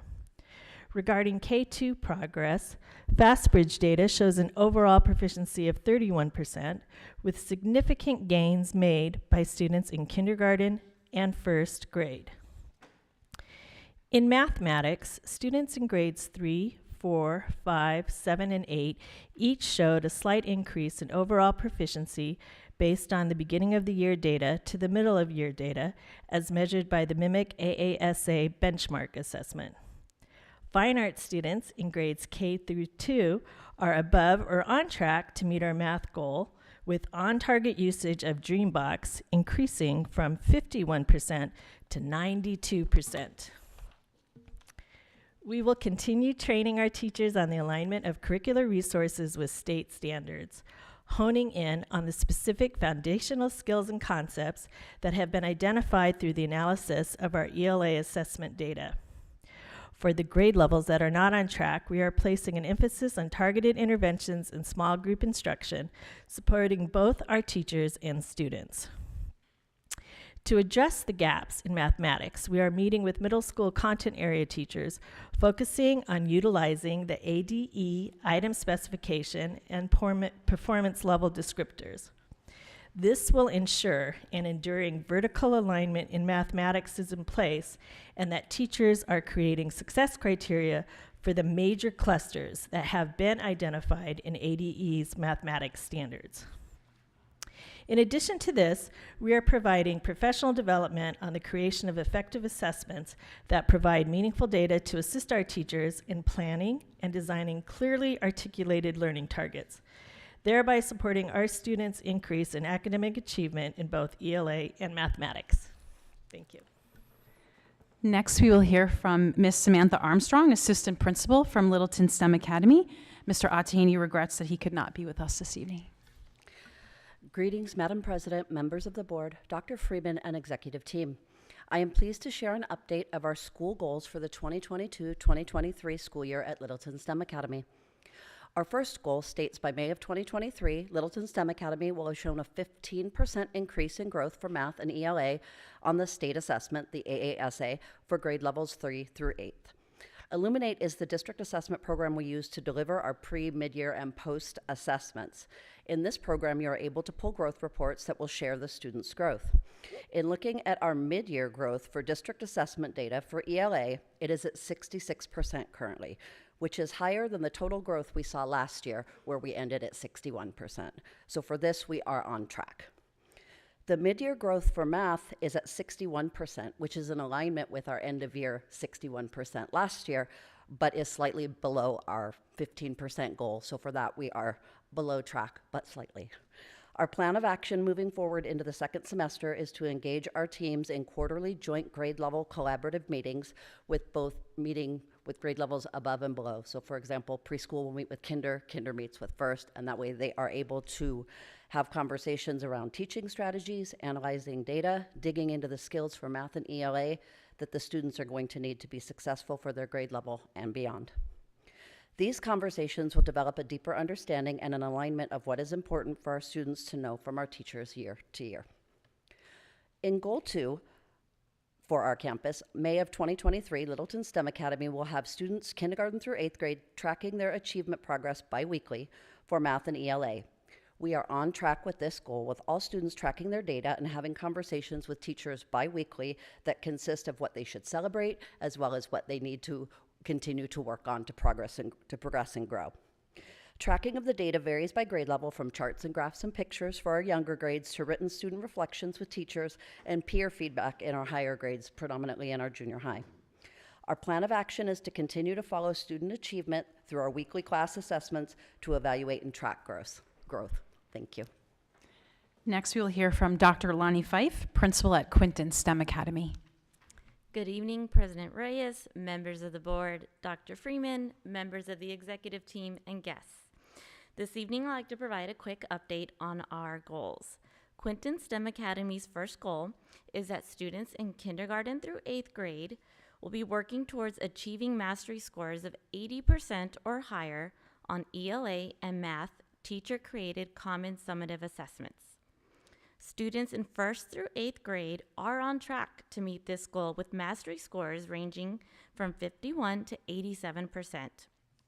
Students in kindergarten are not currently on track, with scores ranging from 20 to 30%. For our second goal, 70% of students in kindergarten through 3rd grade will obtain a level of low risk or college pathway on the FastBridge reading assessment. Currently, third grade is on track with 35% of students obtaining a level of low risk or college pathway. Kindergarten through second grade are currently below track, averaging 25% of their students obtaining a level of low risk or college pathway. As we work towards achieving our goals, teachers will continue to provide students with quality instruction and monitor student progress weekly. Students who are not at master yet or at a level of low risk will receive additional support through small group instruction and targeted interventions. Additionally, administration continues to meet teams bi-weekly to review student progress, analyze data, share effective teaching strategies, and identify any resources the staff may need. Thank you for your time. Last but certainly not least, Miss Amy Randone, Principal, Tres Rios Service Learning Academy. Good evening, Governing Board President Reyes, Governing Board members, Dr. Freeman, and Littleton community. Thank you for the opportunity to share the progress to meeting our Tres Rios Service Academy Integrated Action Plan goals. Tonight, we are focusing on two. The first one is by the end of the 2022 and 2021 school year, a minimum of 50% of all 1st through 8th grade students will increase their performance rating in ELA by 1 performance level as measured by the pre to post district ELA assessment. Kinder will increase the percentage of low-risk kindergarten students by 10% from the beginning of the school year to the end of the year on our Fast Bridge assessment. Tres Rios is demonstrating to be on track to be able to meet the 50% of students in grades 3rd through 8th grade by increasing that performance level in our district English language arts post-assessment. Specifically, we have grades in kinder and 7th grade that are above track. On track, we have 5th and 6th grade, and below track, we do have 1st through 4th grade and 8th grade. The evidence of progress here is that as the mid-inspect, AZ, ELA, AASA mimic the assessment demonstrated that 25% of our 3rd through 8th grade students in ELA already increased at least 1 proficiency level in ELA. And overall, 81% of all of our students have demonstrated growth in ELA. Our Fast Bridge data shows a 37% overall proficiency in grades kinder through 2nd grade, with kinder being above target at 44% at the low risk or college pathways. So currently in our progress measured in our mid-year assessments, we are showing growth of 20 to 40% of students within the 1st through 8th grade levels. So as we reflect and we set up our next steps, our teams will continue to analyze not only our mid-year assessments to determine our priority standards, continue to set SMART goals within their grade levels, and our students will be setting their SMART goals. They will work together collaboratively to create unit plans and also align mastery of those unit plans in their assessments to monitor the continuous growth of our students. We will continue to engage in data analysis to ensure that we are delivering what students need, that data-informed instruction, and ensuring that during our interventions, they're targeted and they're on point to what kids need. Our kinder through 2nd grade teachers will continue to progress monitor our students to determine what those small groups will be, what specific targeted interventions will continue during that time, as they are already moving some of those kiddos around based on the skills necessary to be targeted. In collaboration with our wonderful reading interventionists, we are targeting also our bottom quartile. So we're excited about our new reading interventionists there at Tres Rios. Us as admin, we will continue to support our collaborative teams with data discussions and progress towards our goals weekly. We have set up a structure where our student achievement coach, myself, and our assistant principal are present during these professional learning communities to ensure that we are guiding those data conversations and are continuing to select targeted kiddos to continue the growth in every proficiency level. The second goal that I would like to share just the progress on is our goal in effective teachers and instruction. By the end of the 22-23 school year, a minimum of 50% of 1st through 8th grade students will increase their performance rating in math by at least one performance level, as measured by the pre to the post district math assessment. Kindergarten will increase Dreambox usage, on-track usage, by 10%. Currently, Tres Rios is working to be on track to meet our end of year math goal. Currently, we only have grades kinder and 3rd grade to be on track, and below track we have first, 2nd, and 4th through 8th grade. When we looked at our data, again, we looked at the Mid-Inspect AZ Math AASA, which mimic assessment, demonstrated that only 7% of our 3rd through 8th grade students have increased at least one proficiency level in math. As it is an audacious goal, we did look at our growth. We have an overall 64% of growth in 3rd through 8th grade, which demonstrated typical or high growth in math. With our Dreambox data, it's indicating that kinder is halfway to meet their goal of 10% increase in usage at 14%. As we reflect back in this data, we will continue to implement our professional learning communities guided by administrators and leaders on our campus. We will again look at assessment and do the whole process again, not only in math, not only in ELA, but also in math. As we look, we will set our SMART goals. We will continue to create our unit plans based on our targeted standards. We will continue to monitor the growth through formative assessments and the continuous approach and a systematic data analysis in order to target that differentiated Tier 1 instruction. And we are currently working in partnership with Grand Canyon University to create a professional learning plan in order to continue to target that Tier 1 instruction. And as you can see, we will also continue to target small group interventions for our kids. In kinder through 2nd grade, we will monitor our Dreambox usage more in depth. And also the lesson data weekly that we will have with our students to have conversations about their performance in Dreambox in order to continue to monitor their learning growth.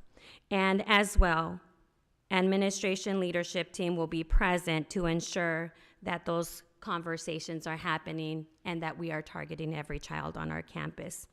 We are excited to share that there has been a growth ranging from 12 to 43% of all of our students demonstrating growth in that mid-year assessment. That concludes my update for this evening. I want to thank you for your time. Do I stay here? Thank you. Our leaders are happy to answer any questions that you might have regarding their mid-year reflections on their integrated action plans. Questions? I don't have any questions. I just want to thank you and your PLCs. I know this takes a lot of time and effort and just dedication. I have my own PLC in my own department, and so I understand. So. We appreciate that. Thank you, Ms. Contreras. Other questions?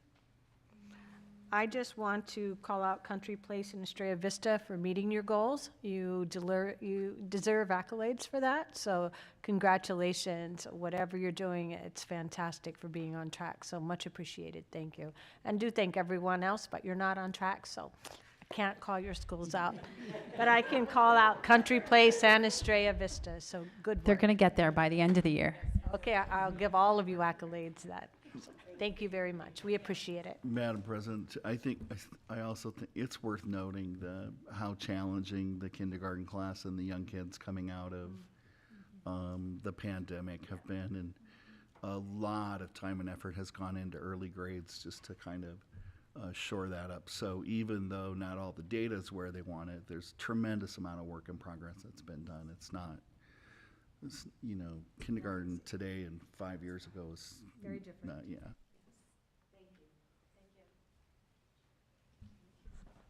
Thank you, leaders. So at this time, we're going to discuss Lincoln Instructional Services, and that's Mr. French. Thank you, Madam President, members of the governing board, Dr. Freeman, and Littleton community.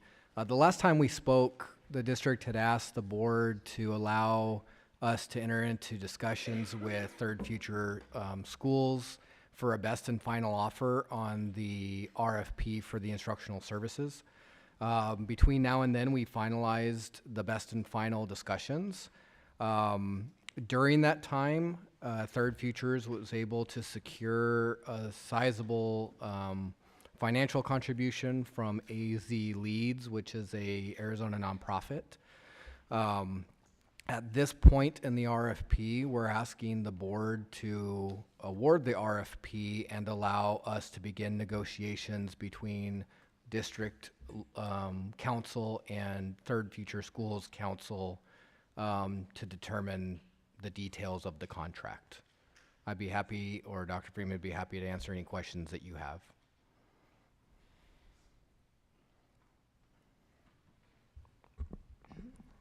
So is there questions regarding 15? So I guess my only question right now is, and there might be questions in a few minutes, I don't know. Is this, if we make this motion, is this definite 100% we're going with Third Futures, or does this come back to us? Madam President, Member Sosnick, members of the board. So during the RFI, Third Futures made a presentation to the board that was really comprehensive and probably more program than we're used to. We thought at that time either they had to really reduce their program or we weren't going to be able to move forward. The nonprofit AZ Leads has essentially said they're going to help to make the Third Futures program work so that we're not spending any more in monthly invoices than we would as if we did it ourselves. So there's a lot of opportunity there, but there's also a lot of, as they would say in contract law, devil in the details. So Jennifer McClellan from Gus Rosenfeld, who's worked with the board before and worked with us early on to make sure we were staying legal in this process, is going to continue on with that. And I don't know how hard or easy it would be for the two parties and their counsel to come to agreement on every stipulation. But that's the work that would happen next. So if we felt like we had a mutually beneficial contract, we would bring that back to the board for consideration by the March meeting. It may, there's so much work to do with all of the stipulations the board has given and what concerns they may have.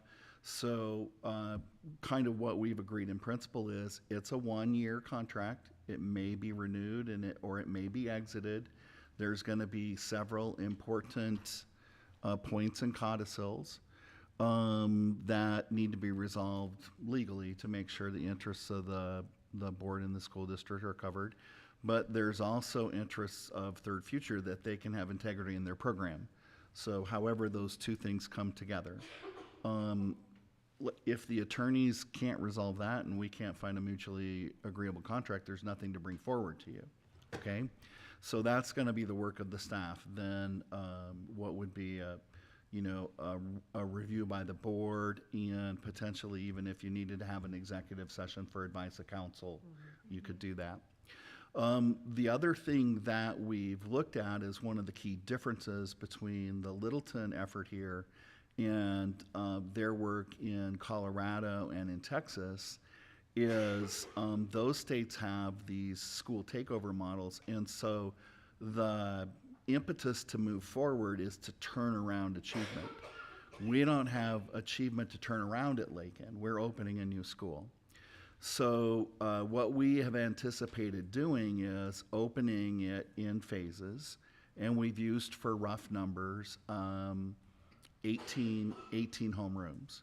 Essentially, the way our schools are designed with about 90,000 square feet is 36 homerooms. That's kindergarten and grades 1 through 8, 4 teachers per grade, 9 times 4. So what we anticipated doing is, instead of opening with 36 homerooms, opening with 18. Instead of 972 kids, 486. So we've scaled all of our estimates of expense and program basically to half a school, even though it won't be like 2 kids in every grade level. It's going to be 3 kids in K-5. But the math is the same. 18 still half of 36. So there are some implications for program. There's some implications for moving forward and renewing that. But right now we have less than 100 kids attending out of the Alomar community. And we plan capacity for 486, or about 500 kids, right? So roughly for that planned capacity, there's only 20% of it that currently resides in that community, meaning that if we were going to bring that to half capacity, 80% of the kids would be from a neighborhood other than Alomar. One of the things that we want to be sure to be able to do, because our motivation in trying this model is to raise the overall achievement of all of the kids in the district, not just the ones who go to get extra days and extra hours there. So we're going to ask the board to entertain a discussion in February if there are criteria for school choice for opening a new school that you would like to layer in. Some of the things that we've bounced around are just a lottery. So regardless of whether you, because nobody previously attended a new school, so that criteria would be out. A lottery, which is regardless of whether you live across the street or across the district, you have an equal chance in the first round to have your name drawn if you want to go there. That would be one approach. The other would be a needs-based approach. If we look at the data that we have on kids who are below on track for reading, they get a first round of school choice. So those kids and those families have a first bucket opportunity to attend the school where there's going to be more resources. Those are all ideas that we can discuss and add criteria for when we do school choice for parents. I think you want them to be fair, but I also think you want them to be affirmative in that you want to get the resources to where the need is. Comments members have made at other meetings, and I'm thinking of President Reyes in the past, is, you know, you put a nice program in a nice school in a nice neighborhood and you expect them to do well. We want to be able to impact more than those 90-some kids that are currently enrolled, and we want to be able to impact the right kids and get the right gains. This is new territory, but it is also an opportunity in opening a new school to set a standard that can help the most kids. So we're not asking you to do that tonight. We're only asking you to allow us to move forward with the attorneys, with the contract, to see if we can hammer something out. But we do think at the February meeting we have to have a discussion about if there is any criteria for opening a new school that we would want to layer in to make sure everybody who has a need has an opportunity to attend there if their family wants them to.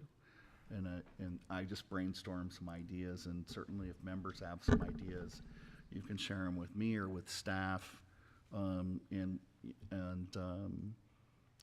You know, we're really open to anything at this time, so it's not anything that we're going to try to drive to probably a recommendation point, but maybe give you a series of options and pros and cons with them and ask if any of them are attractive to you, is kind of what our thinking is, unless there's something people want to zero in on. So tonight, the only action is to move forward with the attorneys. I talked to Jennifer McClellan, and she's done a lot of work on this so far and would like to see it through and continue as counsel on this project if you want to have her. I am comfortable with continuing on and allowing staff to continue to work on making this contract, if it can be made, mutually agreeable. One of my concerns with this is if it is not mutually available, come March, we sit here and say, okay, now we have a few months to try to put a school together. So if we need to go to March, I understand that, and that's okay, but I would like some consideration on what are we gonna do, what if this isn't possible? Because if we're having that discussion in March and things don't work in March, or we just decide we don't like the contract in March, that leaves us a few months to try to figure out how we're opening the school and what it looks like. Yeah, on my original schedule, my deadline for that was like 6 months ago. Right, I know, that's what I'm saying, like. I get it. Other concerns, questions? No? I just have a few. One, I mimic Amy's conversation. Two, I don't know what the right way to do it or what it would look like, but if I'm living in Alomar, I'm thinking my kids are going there. Into conversation. Right, wrong, or indifferent, that's just what I would know. So I don't know if we should, and I'm asking, because there's a sign open and it makes it sound like you just walk across the street and you're in, should we be thinking about some kind of briefing or conversation or something to the neighborhood that says, listen, whatever it would look like, more basic, and because we don't know yet, we don't know what to tell them, but give them an idea that,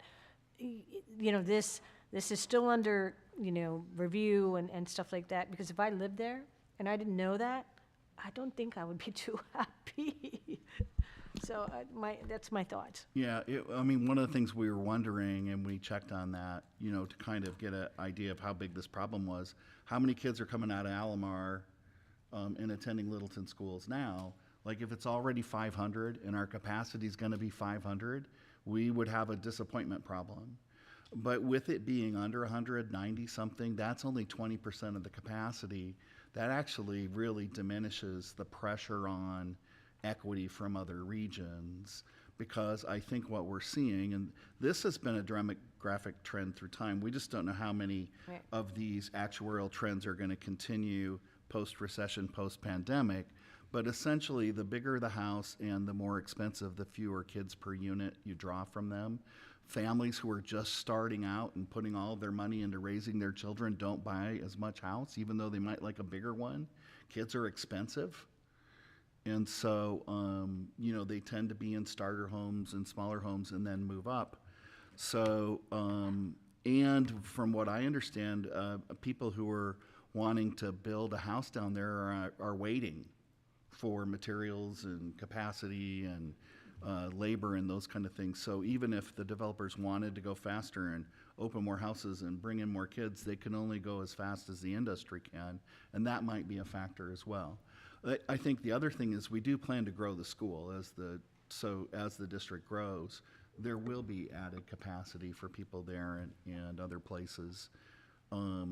And we always told Brookfield and the Alomar developers that it would have blended attendance. It wouldn't be Alomar only. Agreed, And but I don't know the community knows that. I know what we said, but I also know, I took a trip there and I faked like I wanted to live there. I own a home, I'm not moving, but I wanted to see. You went to one of the sales offices? Yeah. I mean, that's the way you really find out what's being said. I do that too. Okay. And I tell you, I was told none of that, okay? They're like, this, and it was interesting. This is your school, it's right walking, it's right there. And I know what we told Brookfield, but Brookfield doesn't tell people that. They're selling houses. So my point back to that is, I know you're banking on 20%. I don't know the number. That's just the current number. Okay, but let's say it's 20. Let's even say it's 30. Are you guaranteeing those 30% kids can walk across the street and go to that school, one? And two, do they know it's a blended school? Should it matter? It really shouldn't, but we know people, we know communities, and it might. So why not be more transparent in a way, not giving definite because we don't know, but why not be a little bit more transparent? What would that hurt? I don't think it hurts at all. I think it's part of the idea of having it posted on a public agenda for the board's discussion in February. And we Okay. could definitely let the Brookfield and marketing people, they're paying attention. I'm pretty sure Bob Camerly's listening to Oh, the I'm presentation right pretty sure Yeah. that's good. Okay, well, that's my conversation. I just don't want to broadside I don't care who it is, any community, when you got a school right across the street. It just sends a signal. So that's that. As long as you're considering it, thinking about it, we keep moving with conversation and transparency. That's all I'm asking. Other concerns? I do have a concern. I just want to echo the sentiment of Ms. Reyes. I am a resident of Alomar. There was a poll conducted about a month ago in reference to the attendance of the school, and on that particular poll, they had 237 anticipated students for next year. As Ms. Reyes stated, when we were purchasing our homes, we were told that there was going to be a school there for our children to attend. That being said, they are aware, the vast majority of the residents, that it's not going to be a school specifically for our children. So there are a lot of students currently who are attending other schools, some of them even charter schools and various schools, and they're planning on next year coming. So that poll was 237. That gets and us closer to 40 or 50%. yeah. That makes sense. So that's where we were at, and there wasn't a lot of families did not participate in the poll.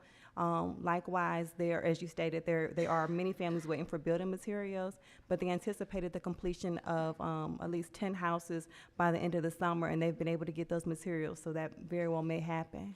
That's great information to have, yeah. And so I think, I mean, we have the data we have, the community has some additional data. You put all that together into the discussion in February.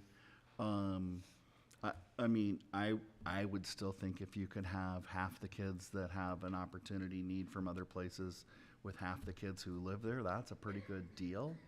I don't know how the numbers shake out, and once again, this is a theoretical conversation moving forward.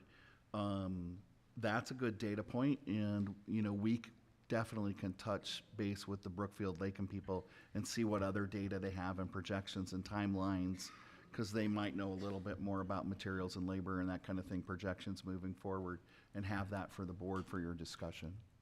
I think that would be. And then to consider what it would look like to communicate that. I don't know how or what or who's maybe Brookfield communicates it. I don't know, but I really do think that that's critical. And the other thing is, as far as the attorney, when this contract is presented, for myself, I don't know how the rest, I would like legal counsel there. There will be a lot of questions. I may not even know what I'm talking about, but I'll read it and I'll want someone to tell me and make me reassured that that contract is written in the best interest. So just heads up if the attorney could come. I think that would be valuable. And if necessary, we could meet an executive to discuss different concerns. So anything else the board would like to request? Yes.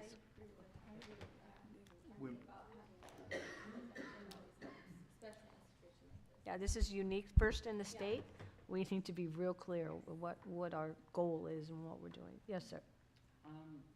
Have we gotten any have we done any surveys or have we gotten any feedback from our current staff about how they feel about? I know the Littleton family. I mean, from my understanding personally, this is going to be a separate hiring for that school. Have we gotten any feedback from our staff on how they feel on that? We've had a lot of discussion here and with staff, and so I think I think the best way to reflect that would be to say that it's mixed and there's a myriad of concerns. Some are imagined and some are real. There's a lot of that when you're dealing with change. The compensation would be different, and so one of the questions that the management team has asked is, should we have a no-compete or not have a no-compete clause? We kind of felt after we heard the presentation from Third Future that because they're going to be outside of the state system, you're essentially working for a private party without necessarily a guaranteed contract to continue. You're giving up state retirement and some other security that comes with employment with the school district to employ yourself with an entrepreneur, and the higher wage positions that they were going to have weren't going to be higher wages for every teacher that went over there. They have a differentiated responsibility and salary schedule. So it's not like every teacher that left here that took a job over there would be making more money over there. That's not the way they do it. But that's the way people are used to thinking here. So the LEAP committee has discussed kind of pros and cons on several occasions. The other issue we had is we didn't know exactly what the program was going to be. So you can't really set option A and option B side by side for teachers to consider. We're kind of doing that work, as they say, building the plane as you're flying it. So it would be hard until you get down to, we're moving forward with Third Futures and their program, to do some comparison to make people aware. Our thinking was there are going to be some clear differences between the two employers, and that the role we would play to make sure people are really well informed about their choice when they go to make it, because teachers basically today can go work wherever they want. There's openings everywhere. So you also, we had on our brick wall agenda, I mean, you're going to get a report in the future about our initiative to attract international teachers and cluster them into our schools, because there aren't U.S. teachers candidates. So, you know, we're expanding all of the normal employee horizons. We're not just, you know, doing one thing, and certainly we can do more than that. I think, too, depending on how difficult the legal negotiations are, it may be sooner than March, but we may be able to do something, for instance, at the February 28th meeting, have an executive session of ISA council before you were going to bring it back to vote in March. I mean, we have some time to work on the schedule and for people to have some discussions. It's not like the next time we see you, we're going to ask you to take our recommendation and make an approval. There's more opportunity for communication, information gathering, communication, and work to be done, as well as the work of council. Yeah, but wouldn't you kind of want to know what teachers think as part of the determination of, I mean, it's not 100%, but you want a percentage of it, right, as to what your existing teachers think. And I think you're right. I mean, if you were here and you heard the last presentation, the gentleman made a comment. And if you read the reviews, just go to the reviews. I know they're not all 100. It's ran like a military school, and that's not bad or good. So I think maybe with the help of LEAP, there should be a pro and con list, and then everyone will have to make the decision of what's best for them. Yeah, we really felt we needed to do an information piece before we could do an opinion piece. Okay. Because everybody's walking around with different bits of. What may or may not be true. And when are we doing that? Well, we're starting teacher renewals and teacher contracts, and we're, trying to get this Off the contract ground. negotiated. So this is like, like everything else. We've got to hurry up and put a whole bunch of priorities, policies into place, turn them into salary schedules, benefit schedules, staffing plans, and still not know what the legislature's going to do, why we're doing that. In the meantime, get feedback from the community and our staff in the committees and other things that we run. This is the chaos we live in February and March every year. And there are multiple trains on multiple tracks. They either come together in June or crash. Amy? I'm sorry, I can't be more.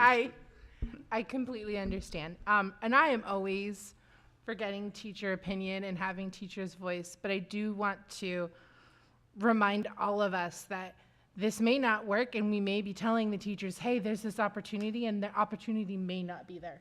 Yeah. So I would hate to have staff and all of us invest all this time into explaining the differences between the two employers, and then there may not be the other employer. You're not too far ahead of Yeah, there's no easy answer. Time is time, and either you say it or you don't, and if you don't, you'll be blamed for not saying it. And There's if no you happy situation. There's with none. this. But at least we discussed it. It's on the record. That's good. I think, yeah, the discussion's been great. You guys have asked great questions, and I wish we would have been moving faster in a more timely fashion, but, you know, if you have to have those things answered to move forward, then you do, and. Well, and remember, it's the first in the state. So, I mean, we'll be me neither, so I don't want to be looked at like, oh my gosh, there was no research done, or you didn't do your due diligence, because it's critical to the success of everything, so. After It is what it is. all of this discussion, I will move that the governing board approve Third Futures, Inc. with AZ Leads for the RFP on Lakin Instructional and allow staff with the board's attorney to negotiate a mutually agreed one-year contract with provisions for renewal and separation. Thank you. That is a motion. Is there a second? I'll second that. All in favor? Aye. Aye. Any opposed? Hearing none, I will move forward. Thank you. And we hear you. Let me just pat you. It's okay. I know. I get it. At this point, we're turning it back to you for safe return to in-person instruction. Dr. Freeman. Madam President, members of the board, I think the world had been kind of chugging along in happily post-COVID denial for the start of the school year, but the county does continue to track the degree of transmission, and right before winter break, transmission was climbing. In COVID as well as in RSV, influenza A. I know a lot of people had other forms of flu. COVID is a little more dangerous because of the way it spreads, mutates, and the organs that it impacts. So we're still highly conscious of the threat it has to the school community and the staff, and especially people who may be vulnerable. But we needed to, in December, consider in a high spread situation what kind of changes we needed to make in the school community. We had one of our schools switch their winter concert to virtual, and each of the configurations of staff and concerns at every school is different. So we do believe we need to allow for some consideration of differences for special populations as we implement this. But the other observation we made is that we're no longer empowered by the county to do quarantines or isolations. The legislature made sure that we're not doing vaccinations or mandatory masking. We had, for instance, in the plan for our volunteers to be vaccinated if they were going to be in school in a high spread situation. We've taken vaccination out of the plan. We don't want to be the vaccination police. It sounded good when we wrote it, but when we went to actually thinking we might have to enforce it, and on less than a week's notice. So we're getting these notices Friday, and what we plan to do. So right now we're in medium transmission, and it's yellow. So the first thing we want to do is communicate the transmission level in the front office of all the schools. Actually today, staff worked on communication too. If you've been in the school, in the front office, there's a TV in a cafeteria that has nutrition information rotating, and so community spread is now one of the slides. So to make the community all aware of the level that the county is at for the week, and that would be updated on a weekly basis as the county changed. And so the other thing is we looked at athletics, and what we decided was in the old language in high spread, we had restrictions from AIA. AIA is up and running sports, and so we just thought restrictions may have been more of a COVID peak word. We wanted to change that to recommendations, and that we're not the expert on student athletics, but AIA has people, and they have committees, and they have groups that do that. So we want to follow their recommendations for interscholastic sports. If they say, cool your jets or whatever it is, we're going to follow their recommendations and let them be the experts. Instead of us saying, oh, it's red, now you can't, go do X, Y, Z, because we're concerned, we want to use their expertise to guide that program. And you heard tonight from the kids and the coaches that were there, and really how formative and important it is. I talked about the volunteers a little bit. We had the same issue with travel. We had kind of said travel was going to be locked down if there was high spread, but we have people going to California and Florida where it's not high spread. Just because it's high spread here doesn't mean it's high spread where they're going. They should have actually told us we couldn't go. But what we think needs to happen with travel and meetings is most everybody now has a combination of in-person and virtual meetings. We have people who can listen to attendance to this meeting. I think sometimes you get more participation, but it's not always as good because you don't have the engagement. In other cases, you want the engagement.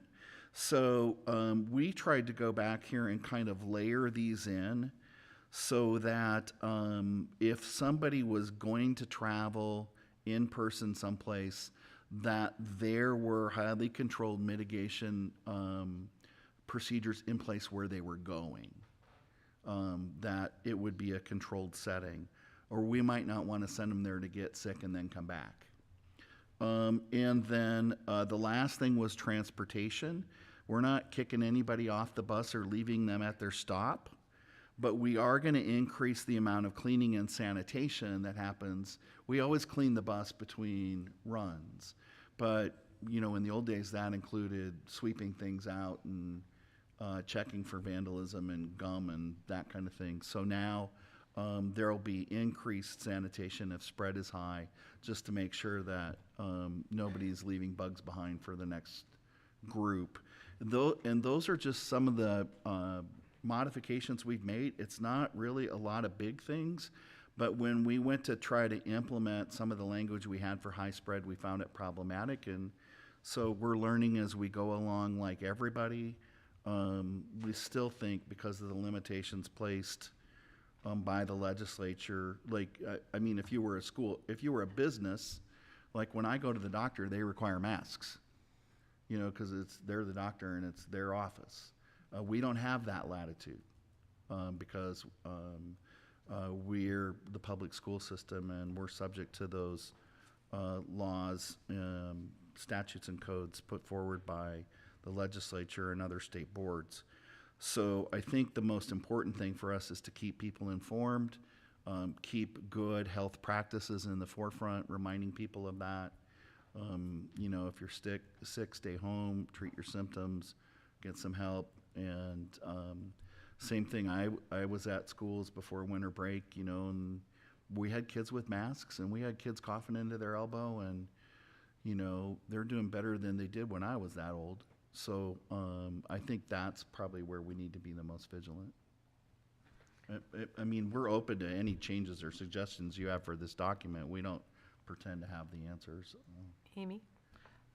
This, I'm sure, was just an error. If you look under registered volunteers in green, we have vaccines encouraged. So maybe we just didn't delete it there. Because we deleted it on the other two, but not on the green one. Thank you. But I still would like to encourage everybody to get vaccinated. It's my personal opinion. It's not a requirement. Thank I'm you, really Amy. vaccinated. Thank you, Amy. Is there other conversations, concerns, questions? If not, this is an action item. I'll need a motion, please. I recommend the governing board approve updates to the mitigation plan. I'll second. Thank you. I have a second. All in favor? Aye. Any opposed? Hearing none, motion will pass. Thank you. At this point, I'll call for adjournment at 8:30. Thank you very much. And do we have things to sign? Oh, yeah, we do need to. I'll make the motion. I'll make the motion that we're adjourning at 8:30. And I'll second that. Thank you. Any opposed? No. Okay.